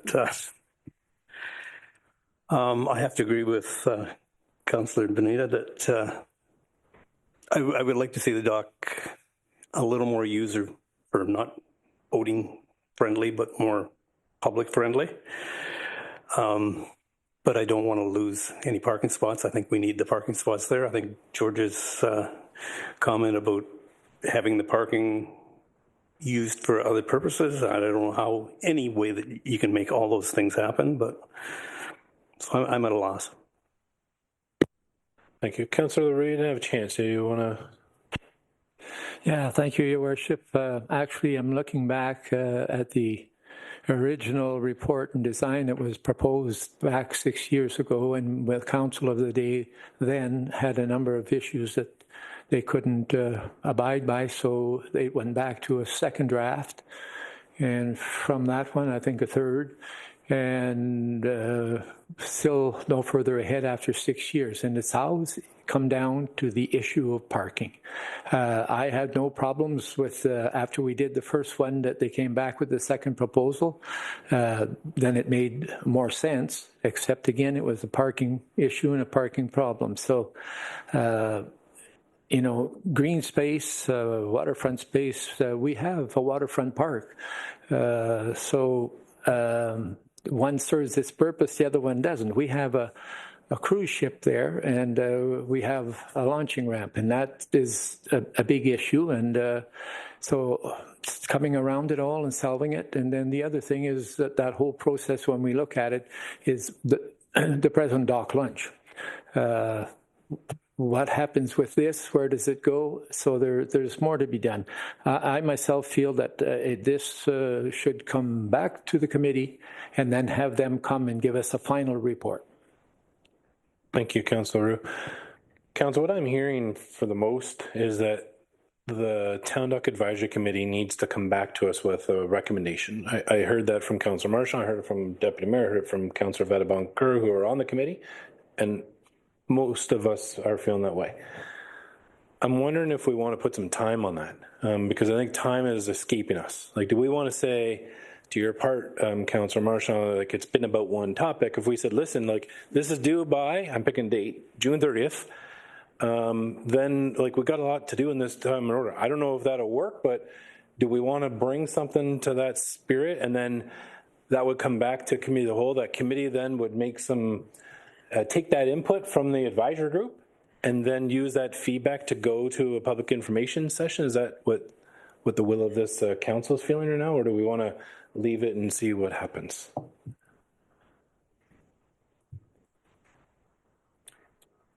Deputy Mayor.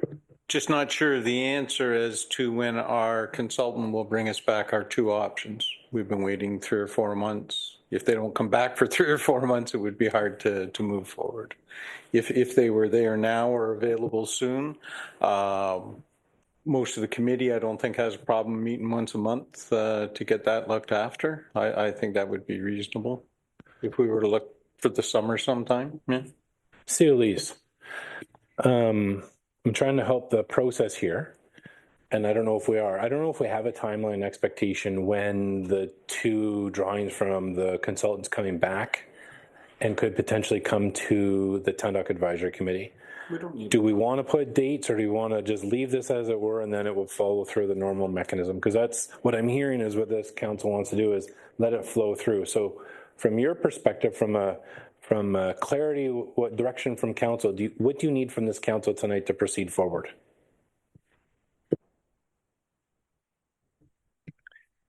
Thank you, Worship. So from a timing perspective, I think if there's, and I think I've heard a couple members talk about that potentially timing might be something, but we need to know what that timing looks like. I don't have a definitive date when we're going to have it from SEJECI, but I think it's fair to say that if we can, and I use end of June as an example, I don't see any reason why we shouldn't be in a position by the end of June for lots to happen between now and then. So receive the 2 revised plans from SEJECI and be back in front of the Town Dock Advisory Committee, and to have that recommendation from Town Dock Advisory Committee to, say, Committee of the Whole in July. I'm just kind of looking at my colleague sort of across the way, and I see her nodding her head in concurrence. So that's, I guess, from a timing lens, I think that would be helpful. And then just in general, I would say, getting that direction from council on the path forward would be helpful. I think having Town Dock Advisory Committee fulfill the entirety of its mandate through terms of reference would be good. And certainly we can work with the Town Dock Advisory Committee on what those meetings might look like between now and, say, the end of June, if that's what council chooses to do. Thank you, Sue. A couple questions. So the motion that was defeated at Committee of the Whole last month, Councillor Vadabonker spoke tonight about what he was looking for, and I think that's work that the committee can do. I have a feeling that this council is looking for the advisory committee to do that. So from a clarity perspective, what do you need from this council tonight on this motion? Are we looking for a new motion? Are we looking for a tweaked motion? What clarity do you need from council?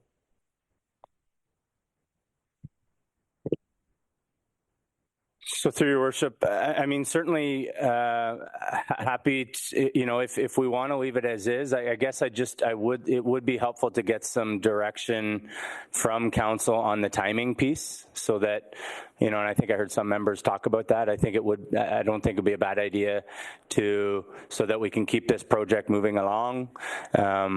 To set some sort of timeline or expectation. I'm not sure it needs to be formalized in a motion, but certainly some concurrence from council on what that looks like.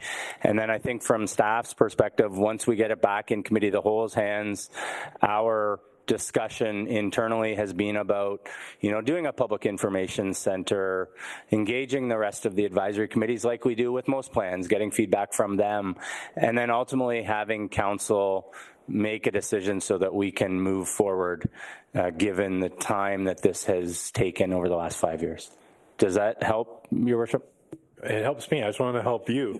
Okay, CLEs, I'm a little worried if we don't motion it, though, because if it's not done, it's not done.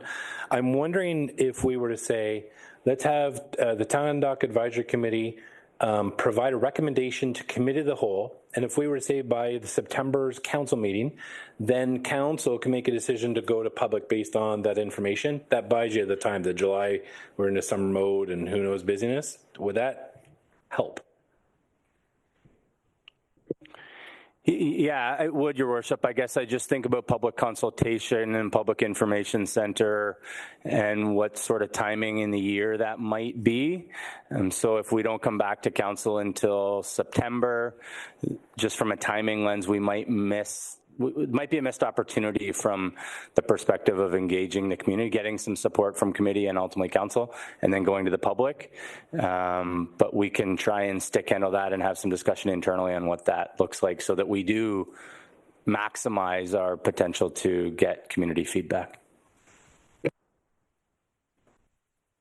Deputy Mayor. Thank you. Just one suggestion. We do have 2 or 3 members of staff that are there. We have 3 members of council that are also on that meeting. I'm pretty sure between the 5 or 6 of us, we can advise the rest of the committee that council needs us to hurry up and get at our business. Councillor Marshall? I agree with that, Deputy LaRose. I think the one thing is I would like to see us put this to bed by the end of June. So if we use the summer, then we can go out in the fall for some results. But let's put a sooner rather than later because we do need to keep this moving. Okay. Is everyone feeling that? June, let's use the June then. June is coming to council. Council make a decision to start the pick process. That's what we'll work toward. That's what we'll work. Your Worship, if I can just add one piece of clarity, I think it's by the end of June, ultimately coming to committee in July, not in June. Perfect. Steele, you've been hearing what do you and the Madam Clerk mind crafting this for us, and then council will hear the motion and we'll vote on it.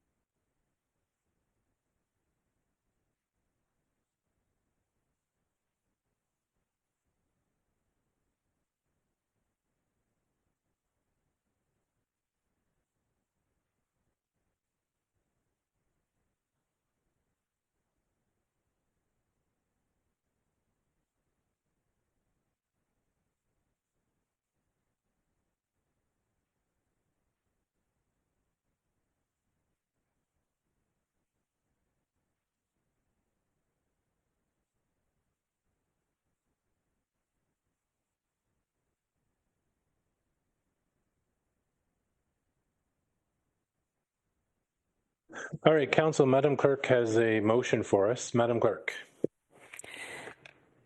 Thank you, Your Worship. The motion reads that the Town Dock Ad Hoc Committee review the drafted designs for Town Dock parking and fulfill their terms of reference mandate and provide feedback to the July 9th Committee of the Whole meeting. Looking at nods around the table, looks good. Madam Clerk, just for clarity, we pulled item 8C3. Would this not be amended to that motion? Because that previous motion, 8C3, was not ratified. So is this a separate new motion or is this amended to that motion? It's an amendment to that motion. That's what I thought. Okay. So Madam Clerk read the amendment. Councillor Marshall. Will you read it again, please? Because I'm concerned that it just addresses parking back to the... No? Okay. If you could read it again, if you don't mind. Absolutely, thank you. That the Town Dock Ad Hoc Committee review the drafted designs for Town Dock parking and fulfill their terms of reference mandate and provide feedback to the July 9th Committee of the Whole meeting. Okay, Council, we have the amended motion before us. Any further comments or questions on the amended motion? All right, I'm going to look for a mover. Moved by the Deputy Mayor, seconded by Councillor Roux. Comments and questions on the amendment? Seeing none, we'll call for the vote. All in favor? And opposed? That is carried. Madam Clerk, from a procedural standpoint, so 8C3 is now amended to include what you just read to us. Do you recommend I read the whole amended motion, or can we just refer to the remaining 8C3?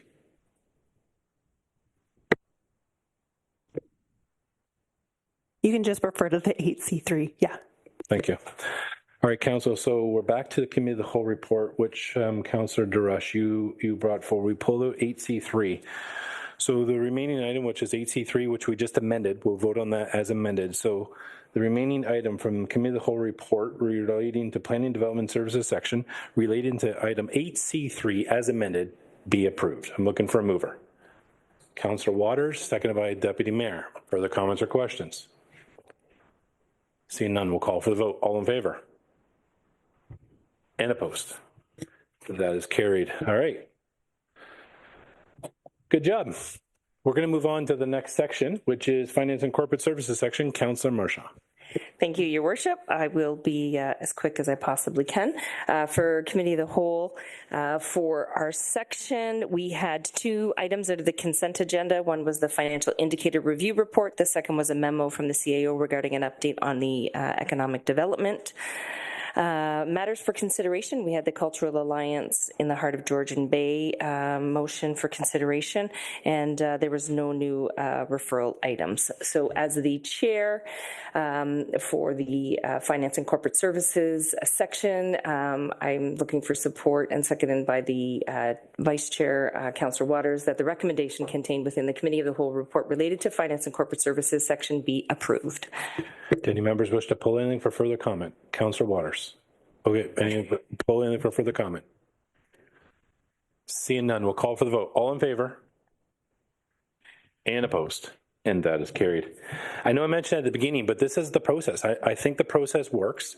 What we discussed last month in February, you can see we just brought out that issue and talked about it for another however long. And you can see things change and adjust. And that's based on feedback we hear from the public and staff and each other. And the system works. So thank you, Council, and thank you, everyone, for your participation. We're moving on. 16's presentation, consideration report for special committees. We have none. 17's motion, of which notice has previously been given. We have none. Do any members of Council wish to present a notice of motion this evening? Seeing none, we're going to move on to 19's, our consideration of bylaws. Before I read the motion, do any members wish to pull any for further comment? Seeing none, the motion reads that the following bylaws being acted as bylaws of the town of Penetanguishene and deemed to be read a first time, deemed to be read a second, a third time, and carried. And the first one is bylaw 2025-07, agreement with the ships company of the town of Penetanguishene. Second one is bylaw 2025-08, being a bylaw to regulate the waterworks utility and to establish fee charges. And bylaw 2025-09 regarding a zoning bylaw amendment for 65 Nettleton Drive. I'll look for a mover. Deputy Mayor, seconded by Councillor Marchand. Further comments or questions? Seeing none, we'll call for the vote. All in favor? And opposed? And that is carried. The Mayor and Deputy Mayor serve on County Council representing the community. We like to report back to the community about what's happening at the County of Simcoe. The Deputy Mayor reports back to us. Madam Clerk includes on the agenda a link to the update from the County of Simcoe. So if you go to our agenda, you'll see there's two links there today, one from February 11th and one from February 20th. And those are the update summaries from our Clerk's Department of the County. Check them out. It's a good read, but the Deputy Mayor will update us today. Thank you, Deputy. Thank you, Your Worship. We had a couple things at County. At our last February 25th meeting, we had a report from our solid waste people.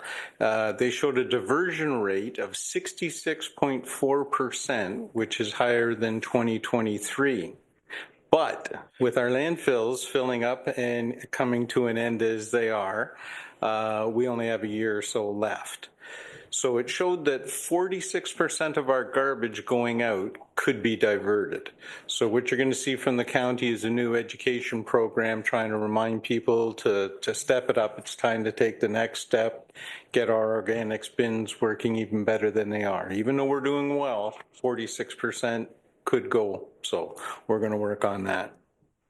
Yesterday's meeting, we had a report about our county forests. We had some acquisitions of some more land that we're using to add on to our county forests, which exists currently of 33,000 acres with 700 kilometers of trails for the county.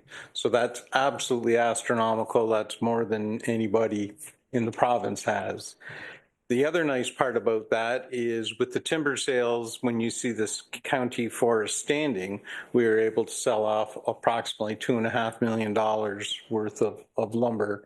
So it is more than self-sustaining. It actually turns a profit. So that's why we're able to add on more and more as they become available. We also had our public meeting yesterday about the composition of the Siza County Council, and we had 1 for, 1 against. We've had a bunch of discussion at council, but the next process is that the county will provide us with a motion that this council will get to debate and decide on, and that will be the next step, and that will be coming in the next couple of months. And with that, we'll leave it at that. Thank you, Deputy Mayor. Any comments or questions for the Deputy on County Council? Councillor Roux.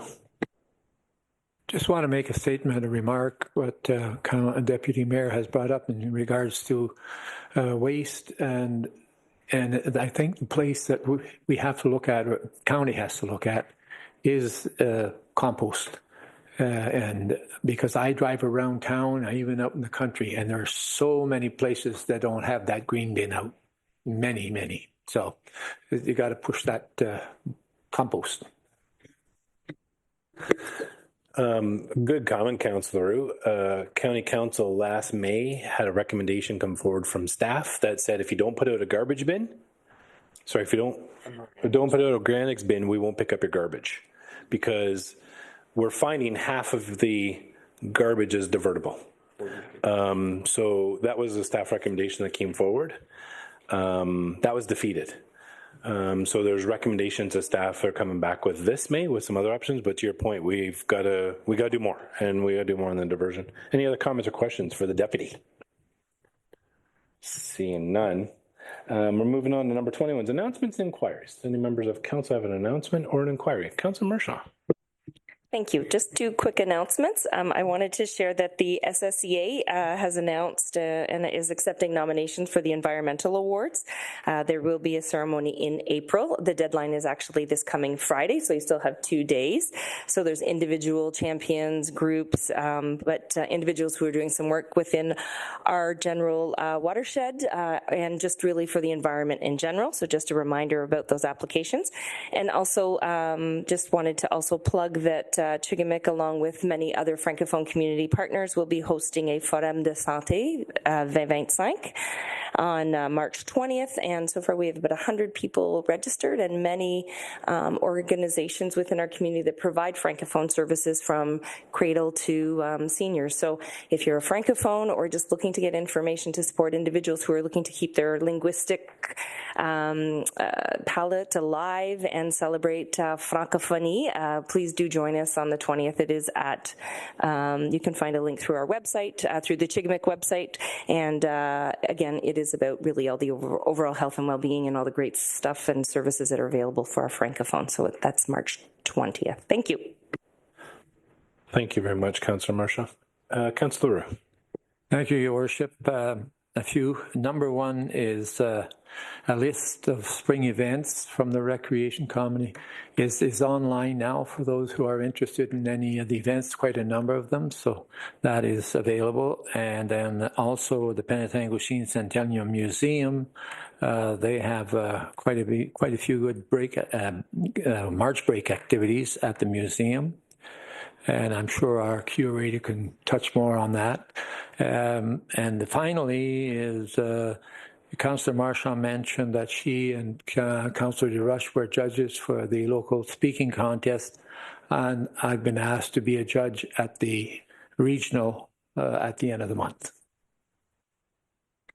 Great, thank you. Any other members, announcements or inquiries? Councillor Vadabonker.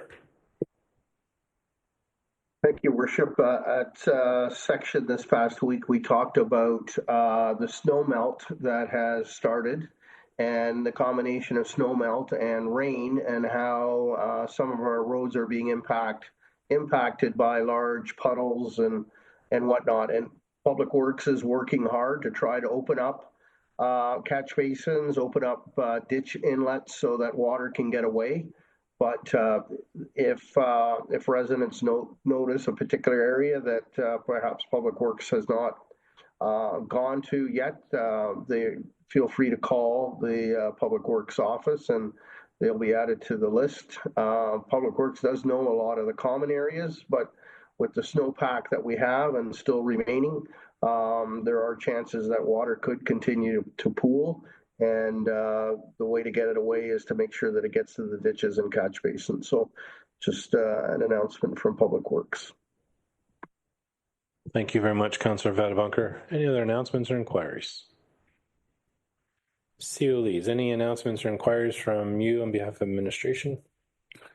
Thank you, Worship. None at this time.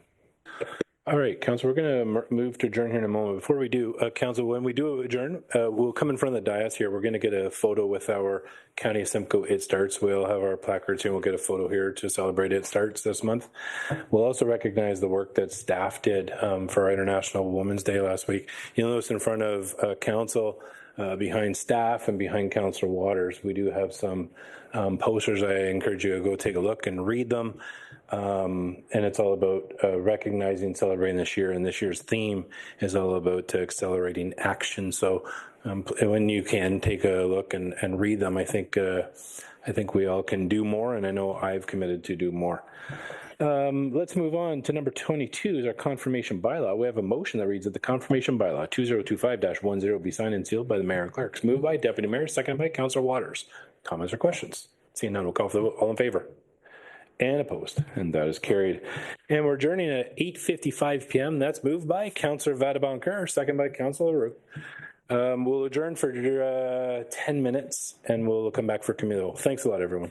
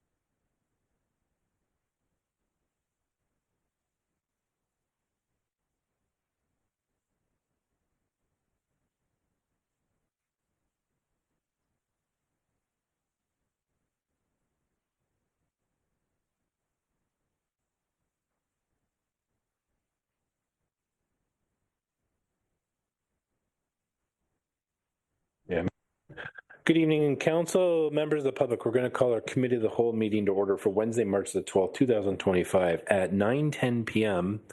Welcome. We're going to move on to our approval of the agenda. We have a motion that the Committee of the Whole agenda for March the 12th, 2025 be approved as presented. It's moved by Deputy Mayor, seconded by Councillor Waters. Comments or questions? Seeing none, we'll call for the vote. All in favor? And opposed?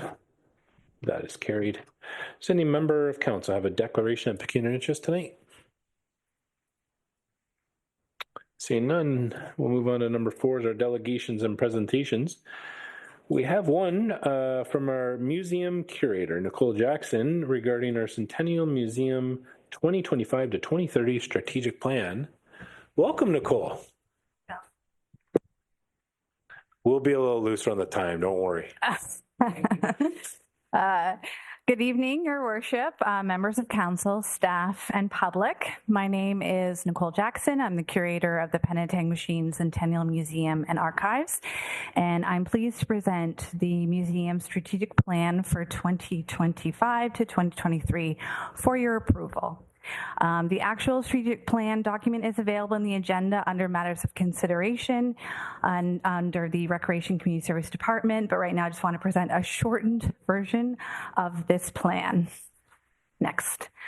This plan is a comprehensive roadmap designed to guide our museum in achieving its vision, mission, goals, and objectives over the next 5 years and replaces our previous strategic plan that ran from 2020 to 2024. The planning process started in spring of 2024 when the subcommittee of the Museum Heritage Advisory Committee was formed to work through the process. We then asked Chantal Gagnon, who's the regional advisor for the Ministry of Tourism, Culture and Sport, to help facilitate our process. She had assisted in our 2019 strategic plan, and I was very pleased that she agreed to help us again. Next. The planning process for this plan's, the purpose of this plan is to guide the PCMA to achieve its vision, mission, goals, and objectives over the next 5 years. It's created by the Museum Heritage Advisory Committee, PCMA staff, including myself and Amy Pereira, who is the programs coordinator, and Sherry Desjardins, the Director of Recreation and Community Services. The process started with a SWOT analysis where we looked at our strengths, weaknesses, opportunities, and threats, and that was looked at through the whole entire Museum Heritage Advisory Committee, as well as other stakeholders, including our recreation and community staff that work with us on our programs.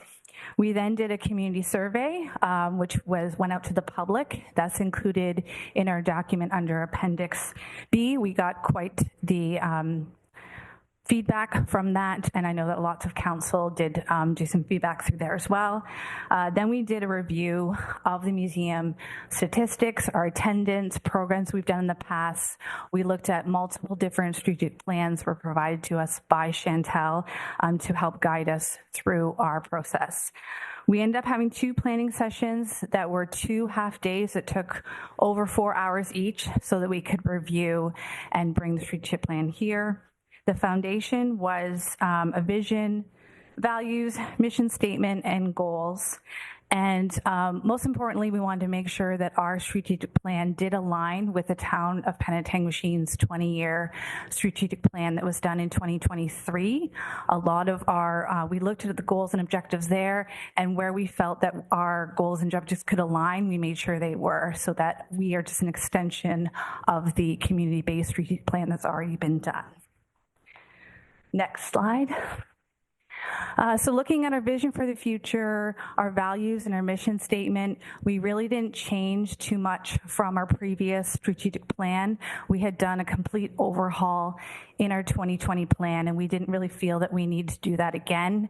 As well as during our community survey, we asked the community if they felt we still aligned with our mission statement and values and vision, and they agreed. So we just slightly tweaked a little bit of wording in this section, and then we moved on to our next section, which is the next slide. This is our 2025 to 2030 goals. So we did set 5 specific goals that were part of the SMART method, making sure they were simple, measurable, achievable, relevant, and timely. And from those 5 goals, we did bring forward some objectives for each of those goals. Once that was completed, the museum staff worked on a comprehensive work plan that's also part of our strategic plan Appendix B that really highlighted how we could accomplish all of these goals in the next 5 years. Next slide. So our first goal is to create engaging experiences. We'd like to add at least 5 interactive elements and permanent exhibits by 2030, develop 1 online exhibit through community feedback, highlighting local stories, create 1 permanent Indigenous exhibit with interactive elements, redesign 20% artifact and exhibit labels annually to tell the object's story, implement infrastructure to support a self-guided app-based tour to tell the town's specific story. Next slide. Our second goal is to build capacity and strengthen services, volunteerism, and community engagement. We will monitor and apply for 1 funding opportunity per year that supports strategic initiatives, partner with local tourism organizations on a joint marketing or programming initiative, collaborate with the town on centralizing volunteer management, create a volunteer-based committee to assist with museum outreach functions, and create a marketing strategy for the museum. The third goal, next slide, is develop 3 education programs for classrooms and 3 outreach programs for organizations and accompanying promotional materials, create 1 educational kit and a loan borrowing agreement with an associated fee structure, create a seasonal online guest speaker series, expand 1 offsite tour into other areas in Penetanguishene, such as cemeteries, parks, churches, heritage sites, and create 1 mobile exhibition that being showcased at local organizations in the area. Number 4, we'd like to be a center of consistent activity year-round, offer 1 guest speaker series or special interest workshop per year, create 1 winter historical snowshoe tour, introduce 1 special interest meetup group at the museum during January to March each year, and develop and offer a co-op program to enhance new off-season programs. And finally, we'd like to enhance the genealogy and archival services. By 2030, the genealogy and archival services will have a dedicated staff person, offer at least 2 genealogy courses annually.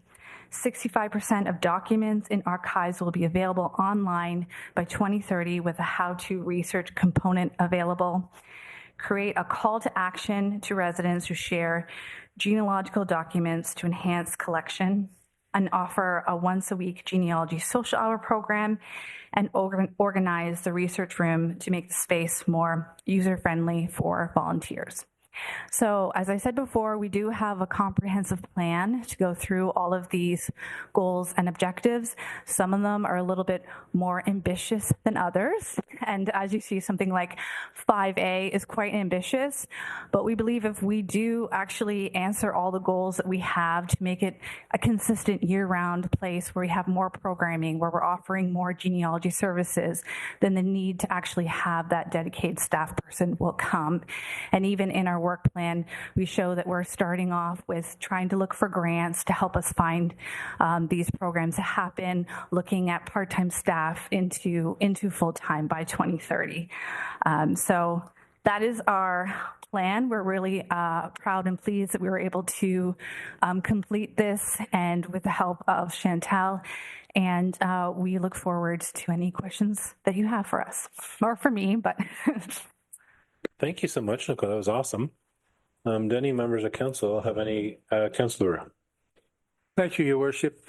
Not so much a question as the fact that this strategic plan involved many people, and particularly members of the board, but like everything else, you always need a good leader, and I commend Nicole on a job well done. Thank you, Councillor Roux. Any other, Councillor Mershaw? I would just echo those sentiments as well. The strategic plan looks really great. It's really clear. Really appreciate that it aligns with the work that we've just done as a town. In terms of our strategic plan, it blends and works so nicely. Just continue the great work. And there are some really ambitious pieces, but for our museum and just the involvement, engagement in the community and the work that's being done, we know that you've got lots of support. And so really excited to be able to support and see that plan come to fruition over the next 5 years. So really great work. Thank you. Councillor Vadabonker. Thank you, Worship, and I concur with the comments from my colleagues. It's really quite a well-prepared document and really quite clear to read. One of the things I was looking for was with respect to the building and the infrastructure on the property. We had something happen at Winterama there, and it just brought to my attention about the structure and paying attention to the structure. And Nicole, could you comment, was that part of the discussion, and maybe that's part of another plan that you have dealing with the museum and the structure? Thank you. Right, yes. Well, when we were working on this, it was last fall, so we didn't have any issues at the time with our building, but I think that's just part of everyday work from the museum curator to make sure that our building can handle everything that we do. I think this was more about programming that we do and about goals and objectives and more high level. And I feel like, building maintenance is more specific to the work plans of the staff. And Thank you. It's not being forgotten. It's being addressed. So that's what I'm pleased to hear. So thank you very much. Any other members, comments or questions? Thank you very much, Nicole. We appreciate it. Okay, we'll move on. Council number 5 is our council information package. Do any members wish to pull anything for further comment or discussion on their council information package? Councillor Waters.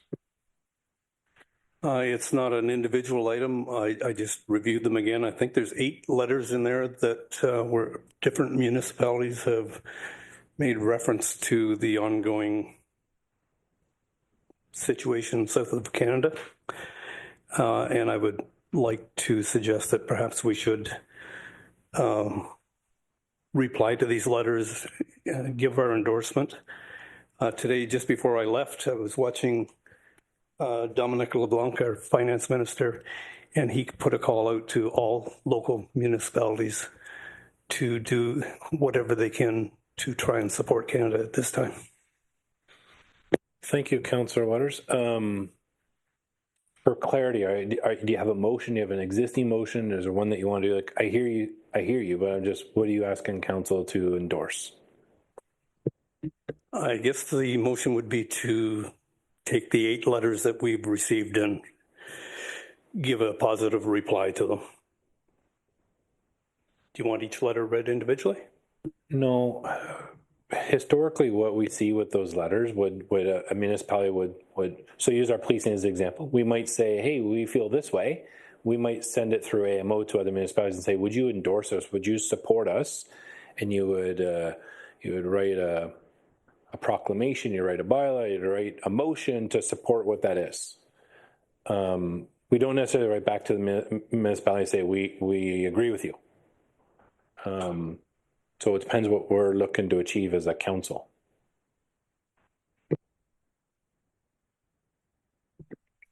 I don't know what the result would be. We're in a municipality where we have a major employer that relies on automotive, where there'll be problems there. We have seniors here who rely on investments.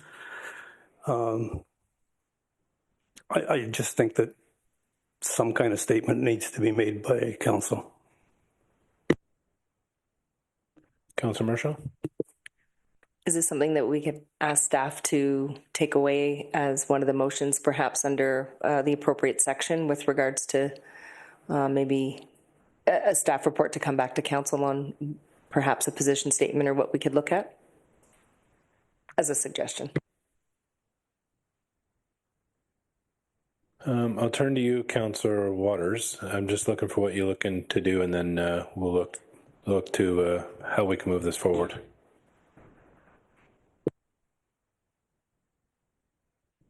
My concern would be if we refer it back to staff and then it comes back to we're a month, 2 months down the road before anything can be done. And of course, things are changing south of the border as the hour ticks. And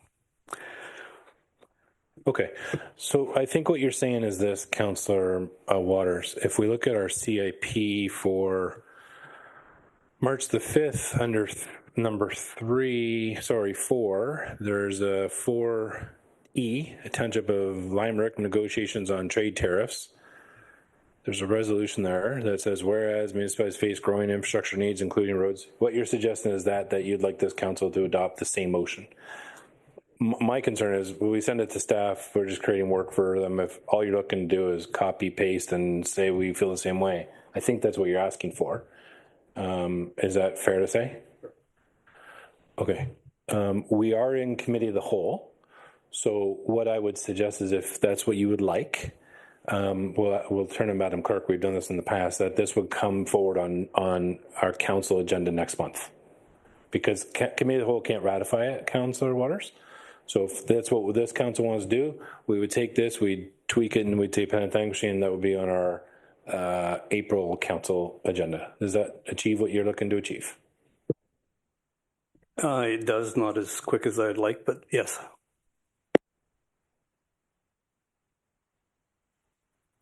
Okay, we're in CIP, Council Waters, so we're going to adopt the CIP. The process is committee of the whole doesn't have the ability to adopt. Only council can adopt. So the earliest now you can do that is April. So we're in CIP. Do you want to? Are you pulling it? And do you want to bring this forward, or? I suppose I just let it go. I guess I've vented, and it's probably all that needs to be done. Okay, very well. Any other members have anything they want to pull from the CIP? Okay, I'm just going to make comment on one.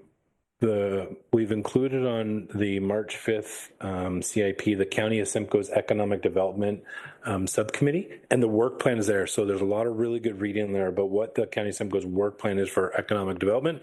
Some good information there for you. Okay, seeing no one has anything else they want to pull for further discussion, the motion reads that the council information package have been given due consideration, be received for information. I'm going to look for a mover. Councillor LaRue, seconded by Councillor Waters. Further comments or questions? Seeing none, we'll call for the vote. All in favor? And opposed? That is carried. 6, Section A is Transportation Environmental Services section. I'm going to turn the chair to the Deputy Mayor. Thank you, Your Worship. Today we have on our consent agenda that the following consent agenda items have been given due consideration, be received for information. We have 3 of them, and they are the Urban Transit Fact Book, Computerized Maintenance Management System, and our DWQMS Management Review Minutes. With that, I will be looking for a mover. Moved by Councillor Marchand, seconded by Councillor Vadaboncourt. Is there any questions on the consent? Seeing none, I'll call for the vote. All in favor? And that is carried. Moving down to our D, matters for consideration. We only have one tonight, and this was prompted from a referral item earlier on, Your Worship, and it's crosswalk line painting for events. So we had a discussion at section about what they look like, how long they last, how much money they cost. So what we decided to do would be bring forth the 8 options that you see in front of us. We think they are the most relevant crosswalk locations, and that council can look at it once you've looked in the report to see what they are, what they could be, and how much they cost. We would deal with that at budget time. So I'll read the recommendation that the following locations be approved as designated pedestrian cross locations for community event pavement markings. And they're Main and Robert, Main and Beck, Main and Water, Main and Point, Main and Edward, Main Street Thompsons, Robert Street and Center, Robert and Lauren. And that option 1 be approved. So to get this up for discussion, I'd move by Councillor DeRush, seconded by Councillor Leroux. Do we have any questions? Seeing none, I'll call for the, Councillor Marchand.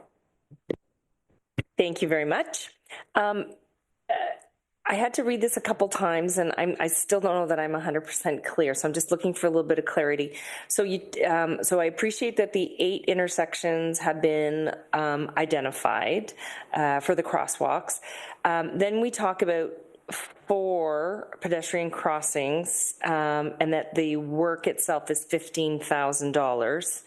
And then I wasn't clear if the stencil was an addition to that $15,000, or do we actually have this, like, is that stencil ours and then we'd be able to do other things with it? And is the intent we do 4 now and then 4 later, because we're looking at 8 intersections? So I'm not clear as to what we're saying yes to even in option 1. Thanks. The 4 intersections is 4 crossings. Oh, it's only 1, right? 4 corners. But Brian, if you have something to add to that? Thank you, Mr. Chair. Through to Councillor Marchand. Yeah, it's exactly right. So, for example, the Main and Robert intersection has 4 crossings for 4 legs. So the pricing would be based on the per crossing. So that was used as an example within the report. And the stencil ones, if we were copying something that already is done by our painter, if we wanted something custom, obviously we'd have to have our own stencils. But when we first looked at it, we thought it was a great idea. We'd seen it as a referral, but to do our Main Street and Robert intersection would be $60,000 every 24 months. So, but that's where we're at. So if there's any other questions, Councillor Vadabancourt.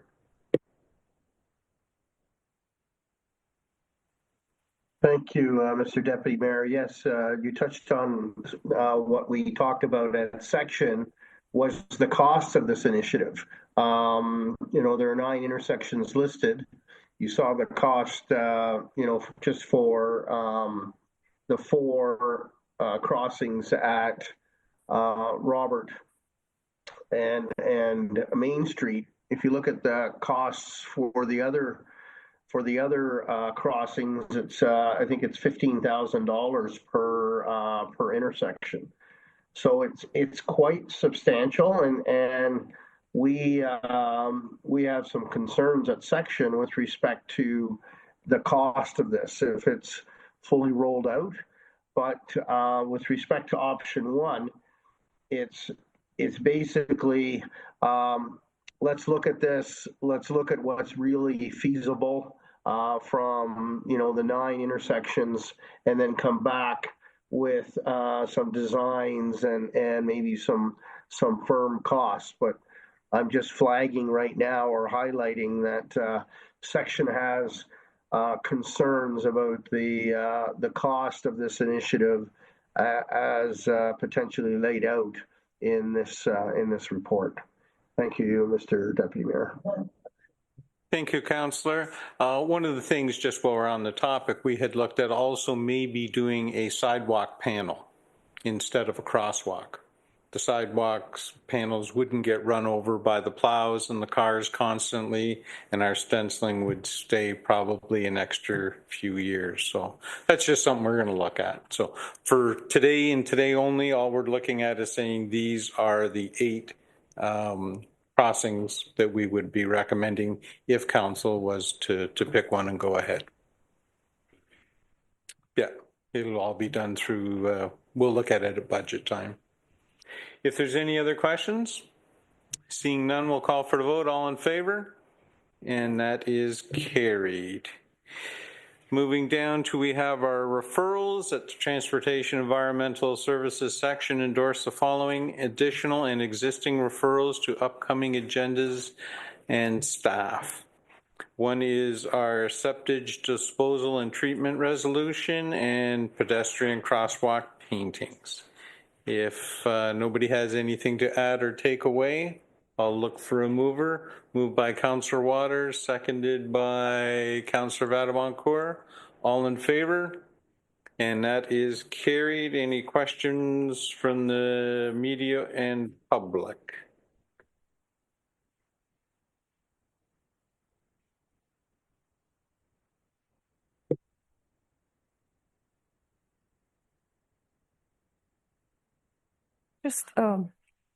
My name's Connie Stewart. I just wondered if, wouldn't interested groups pay for their own, if they decided to do a crosswalk, wouldn't they just pay for that themselves, or is it all the burden on the town? That would be a very good option if one wanted to be sponsored. Say the Legion wanted one done at Point Street and they were willing to do that. That's something that our department would look into. Yes. Yeah, just to help defray the cost. Very good. Thank you. Is there any other questions from the media or public? Seeing none, Your Worship, I'll pass it back to you. Thank you very much, Deputy Mayor. Moving on to number 7, Section B. I turn the chair to Councillor Roux. Thank you, Your Worship. On our consent agenda, Recreation Community Services, we have 3. And the first one is the Museum and Heritage Advisory Committee minutes of January the 9th. Second one is the Penetanguishene Library Board meetings of January 27th. And C is a memo from the Recreation Supervisor regards all things Canadian Festival, July 26, 2025. So does anyone have any questions, concerns? Mover, Deputy Mayor and Councillor Waters, all in favor? Thank you. Matters for consideration, we have a few. The first one is the Penetanguishene Centennial Museum Archive Strategy Plan. That the Penetanguishene Centennial Museum and Archive Strategic Plan 2025 to 2030 be approved as presented in Attachment 1. We've had a very good report from Nicole, so I don't know if anybody has any questions. No. Mover. And Councillor DeRush and seconded by Councillor Marchand. All in favor. The other item is the skate park, and that staff proceed with option C, a hybrid phased-in approach to skate park enhancement and replacement, and that placeholders for each phase be introduced in the 10-year capital plan through the next budget cycle for council consideration, and finally that comprehensive community consultation be completed on skate park design and equipment purchases. Questions, concerns? Councillor Marchand? I appreciated the presentation tonight, and I was really pleased to see the amount of surveys that had been completed and the feedback that was received and how that was incorporated. It's really exciting to see the modular designs and different concepts, and I really appreciated that hybrid approach to it, that, you know, we could have something in the interim and then build onto it as we see it continuing to formulate. I think they were pretty spot on when they said that's a really great location in terms of just the ability to build more things out down by the waterfront there. So it was really great to see those concepts, and the utilization, I think it'll be well utilized. The one thing, I know one of the other options was, you know, we're about to embark on a complete recreation review as well from a town perspective. And I know that'll be taken into consideration, but I think with option C, it's the phased in piece that we could do something in the meantime, or kind of look towards how we build and have that in the plan and build it into capital. So just really appreciated the different options that were provided and just really modern and forward thinking. So I do appreciate that. Thank you, Councillor Marchand. Anyone else have any? There being none, mover and a seconder, Councillor Waters, Deputy Mayor, all in favor. Third item we have is the Cycle for Hope collaboration, that the town of Penetanguishene hosts a cycling festival alongside Cycle for Hope in collaboration with the Georgian Bay Cancer Support Center, and that up to $10,000 from the active transportation reserve be moved to the 2025 budget to offset event expenses exceeding the 2025 active transportation programming operating budget. Anyone have any questions or concerns? There being none, mover and a seconder, Councillor DeRush and Deputy Mayor, all in favor. Moves on to referrals to upcoming agenda, and we have 1, 2, 3, 4. Skateboard Park Review, the GBCSC Cycle for Hope, McGuire Park Pickleball Courts, and Memorial Opportunity. And does anyone, I have another one, the Canadian Museum of Water and Georgian Bay Heritage League. Anybody wish to add or delete? No, mover and seconder, Councillor Marchand and Councillor Waters. All in favor? Your Worship, back to you. Thank you, Councillor Leroux. We'll just do question period, meeting public on that section. Oh, yeah. Seeing none. Regarding what we just did, recreation. Okay, moving on. 8, Section C, Planning Community Development Services section. I'm going to turn to Councillor DeRush. Thank you very much. So the section this month has 2 consent agenda items. The first is the nuisance and loitering bylaw, BL-2025-02, and the second is the bylaw monthly memo, BL-2025-03, and the recommendation is that the following consent agenda items, having been given to consideration, be received for information. Can I get a mover and a seconder, please? Get it on the floor. Moved by Councillor Marchand, seconded by Deputy Mayor LaRose. Any questions or comments on either of these items? Seeing none, we'll go to the vote. All in favor? Opposed? The motion is carried. The second, we have one matter for consideration, and it is the revised telecommunication notice policy PL-2025-11. And included you have the draft telecommunication notice protocol that was prepared by staff, along with the comments that were received by the community with the addendum that was added, I believe, yesterday. So I hope everyone was able to see it. And the motion is that Council approve the revised draft telecommunication tower notice protocol in accordance with staff report PL-2025-11. Can I get a mover and a seconder, please? Moved by Councillor Marchand, seconded by Deputy Mayor LaRose. Any comments or questions regarding this report? Yes, Councillor Marchand. Thank you. I just wanted to, just a couple things. Really appreciate the time taken to look at the policy and to ensure the protocol is what is best for the town of Penetanguishene and our citizens. I really appreciate that there was so much feedback received, and all of that feedback was provided to us. So we had an opportunity to see the various drafts and feedback that had been provided from various community members right up until literally yesterday. And so we were made aware of that, the additional information, which we really appreciate. I know one of the comments were made that we just got it on Friday. Council also just gets their packet. We also get our packages on the Friday when it goes to the public. That's when we also get it. So we're not privy to anything that the public isn't privy to. And that's part of transparency, which I think is really important. And I share that a lot when individuals ask me about, packages, or, I say, hey, have you read the staff report? Because there's a lot of really great information there.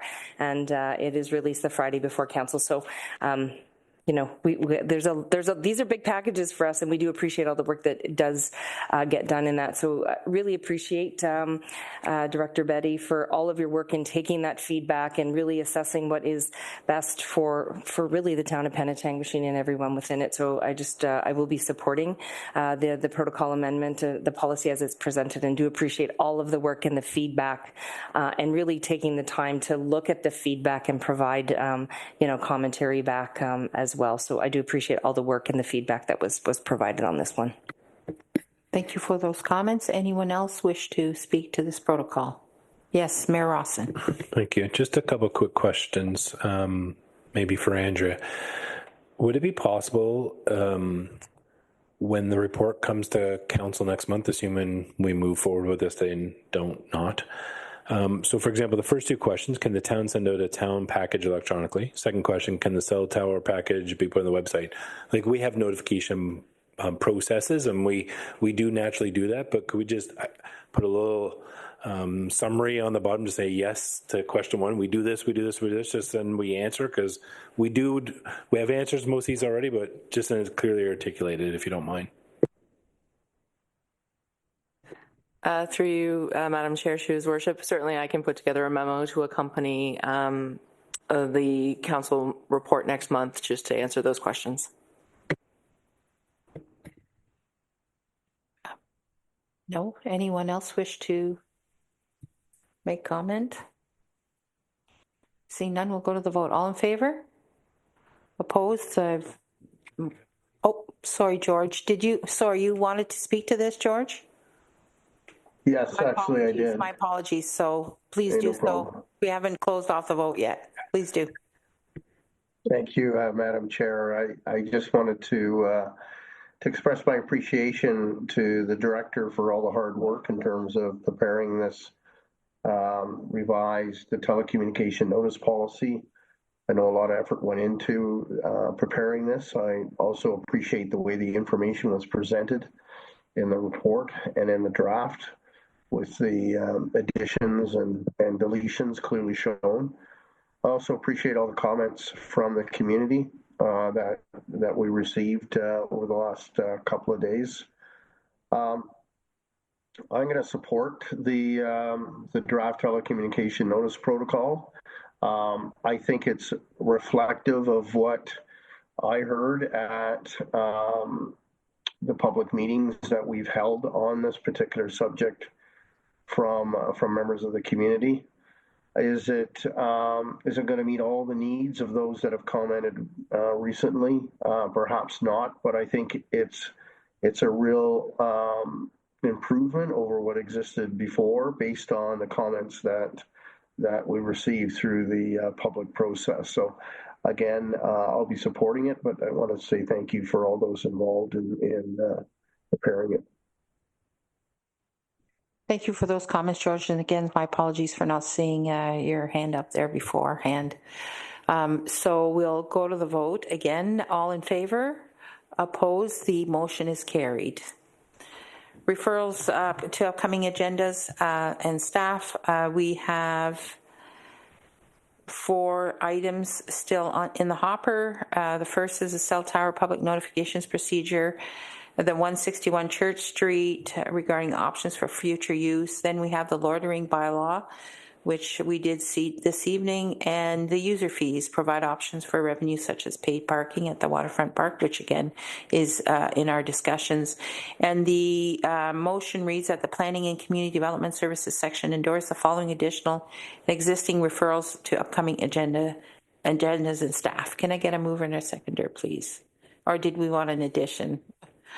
We wanted an addition. I didn't ask. Okay, so Mayor Rawson, please. It's actually a subtraction.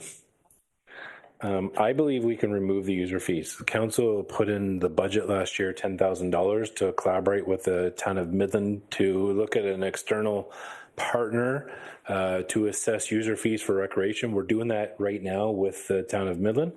So I'd argue that process is underway. We funded it, and that work's being done between our staff and Midland staff. I know that's begun. So I believe we can remove that, and I'm happy to move that. We move the removal. Okay, can we get a seconder, please? Seconded by Councillor Marchand.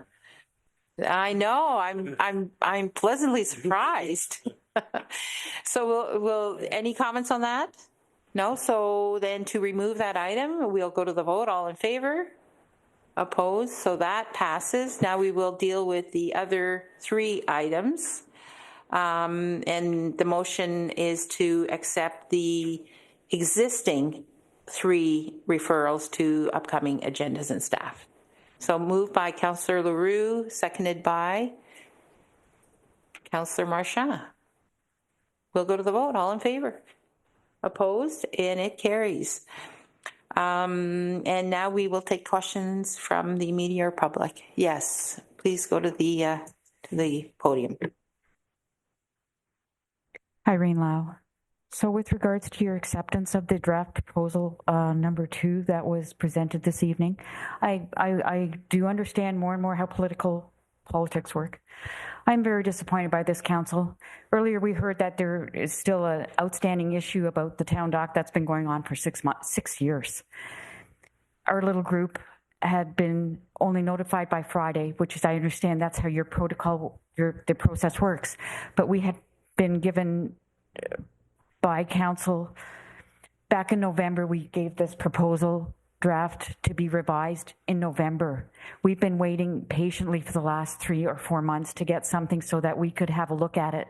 We had 3 days to come up with what suggestions were presented to council yesterday afternoon. So that's what I meant by the 3 days. We had been working with the councillor on this, as well as Andrea Betty. We didn't get a chance to meet to go to understand the reasoning behind some of the things that were decided on. We didn't get to express why we feel strongly about the things that we made suggestions on. So that was my situation with the 3 days. We'd been waiting since November. We had been asking on a monthly basis where we were at, so we would have plenty more time to be able to discuss the protocol that was just accepted. We wanted tweaks. We wanted an extra month. We're not looking for 6 years. We're not looking to revamp the entire protocol. But there were important tweaks that we wanted to make, that we wanted to ensure councillor understood why it was we wanted those tweaks. So I appreciate the fact that the first 2 questions of the 5 on the suggestion pages will be addressed. I'm hoping the other 3 will be addressed as well. Thank you. Thank you for those comments. With fairness to the process, I recall that last meeting, and I was standing with you, I believe the CEO and our director. Like Councillor Marchand mentioned, we get the agenda package on Friday, same time as you. We're not privy to what the report is. Also, with fairness, staff does not need to consult with anybody in the public about how they write the report. They provide that to us.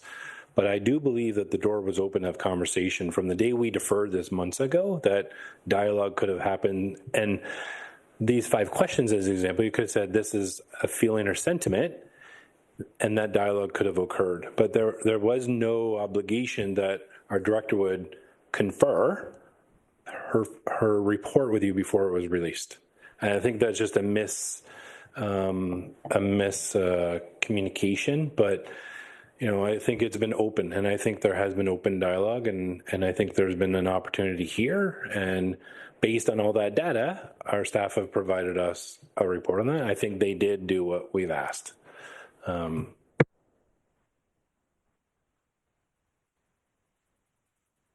right, thank you. We're going to move on to 9, Section D's Finance and Corporate Services section. We're going to turn to Councillor Marchand.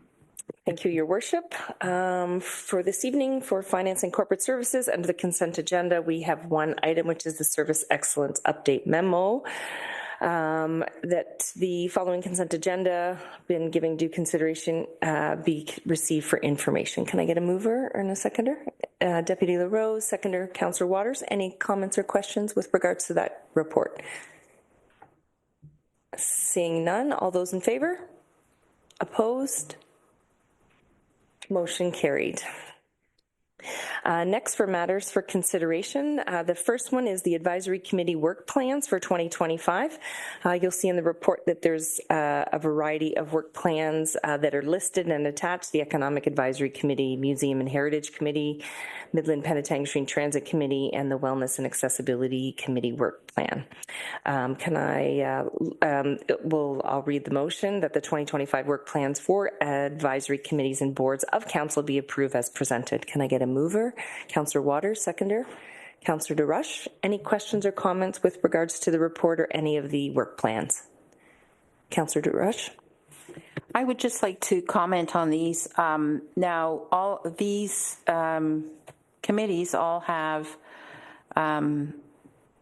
council members on those committees, and we chair, and it was supposed to be catalyst, I guess, for some of these plans. And I would encourage my colleagues to, who do sit on these, to be, not to be, to be ambitious with their mandates and to be ambitious with their committees, because the volunteers who sit around those tables want to make a difference, and that's why they've signed up.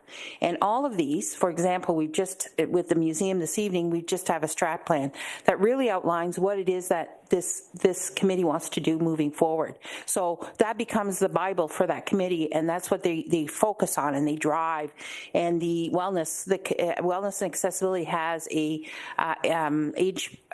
age-friendly plan that, again, it's our Bible. It's the accessibility plan. It's our Bible, and that's what we focus on. And we try to outline these things in our plan so that it means something for these people to meet every couple of months and to drive the big lines that council has approved through various plans. So I would encourage my colleagues to be ambitious and to, embrace the plans that we have. I know certainly the Economic Advisory Committee, they also have a couple of plans. So I hope that through these committees, we can really start driving our strat plans and driving those big lines so that that changes in our town are by and for our people, and that they're done through these committees. Thank you. Thank you, Councillor DeRush. Maybe this is a time I can make a plug. We're still seeking members for the Trails Committee, which is my committee that I chair at this time. So please feel free to come and join as well, because I do, the volunteers that we do have, we just need like one more to make up quorum and to have our full committee are there and passionate and want to do great things. And you're right, our strategic plans come together through these work plans and these committees, and it's great to see. Any other comments or questions with regards to the work plans? Seeing none, I'll call for the vote. All those in favor? Opposed? That motion carries. Thank you very much. The next item we have is the draft capital surplus and 2024 capital carryover forward finance report 2025-02.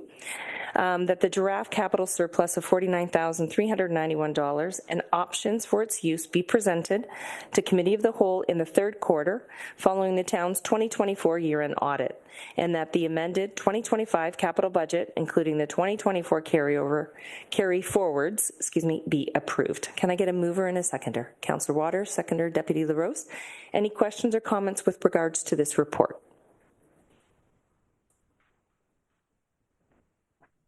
Seeing none, I'll call for the vote. All those in favor? Opposed? Okay, that motion carries. Thank you very much. Under referrals to upcoming agenda, we have, sorry, I just need to scroll down. We have 3 items that are listed for future agenda items. Before I read them out, is there any additions or subtractions of this particular list? Okay, seeing none, I'll read. Oh, my apologies. Deputy LaRose, sorry. Thank you. I just wanted to question Cultural Alliance. Oh, okay. Yeah, that's right. There was a small amount of money that was left from the, yep. You guys figured it out over there? No. You're good? Sorry? Okay. That the Finance and Corporate Services section endorse the following additions and or existing referrals to upcoming agenda and staff, and that's the paper ballot consideration, Cultural Alliance, in terms of providing options, and digital signage. Can I get a mover? Councillor Waters, seconder, Councillor DeRush. All those in favor? All those in favor? Okay. Opposed? Seeing none, that motion carries. Any questions from the public or media? Seeing none, I'll give it back to you, Your Worship. Thank you very much, Councillor Marcia. We're looking for a motion to adjourn at 9:57 p.m. Moved by Councillor DeRush, seconded by Councillor Waters. Have a good evening, everyone. Thank you.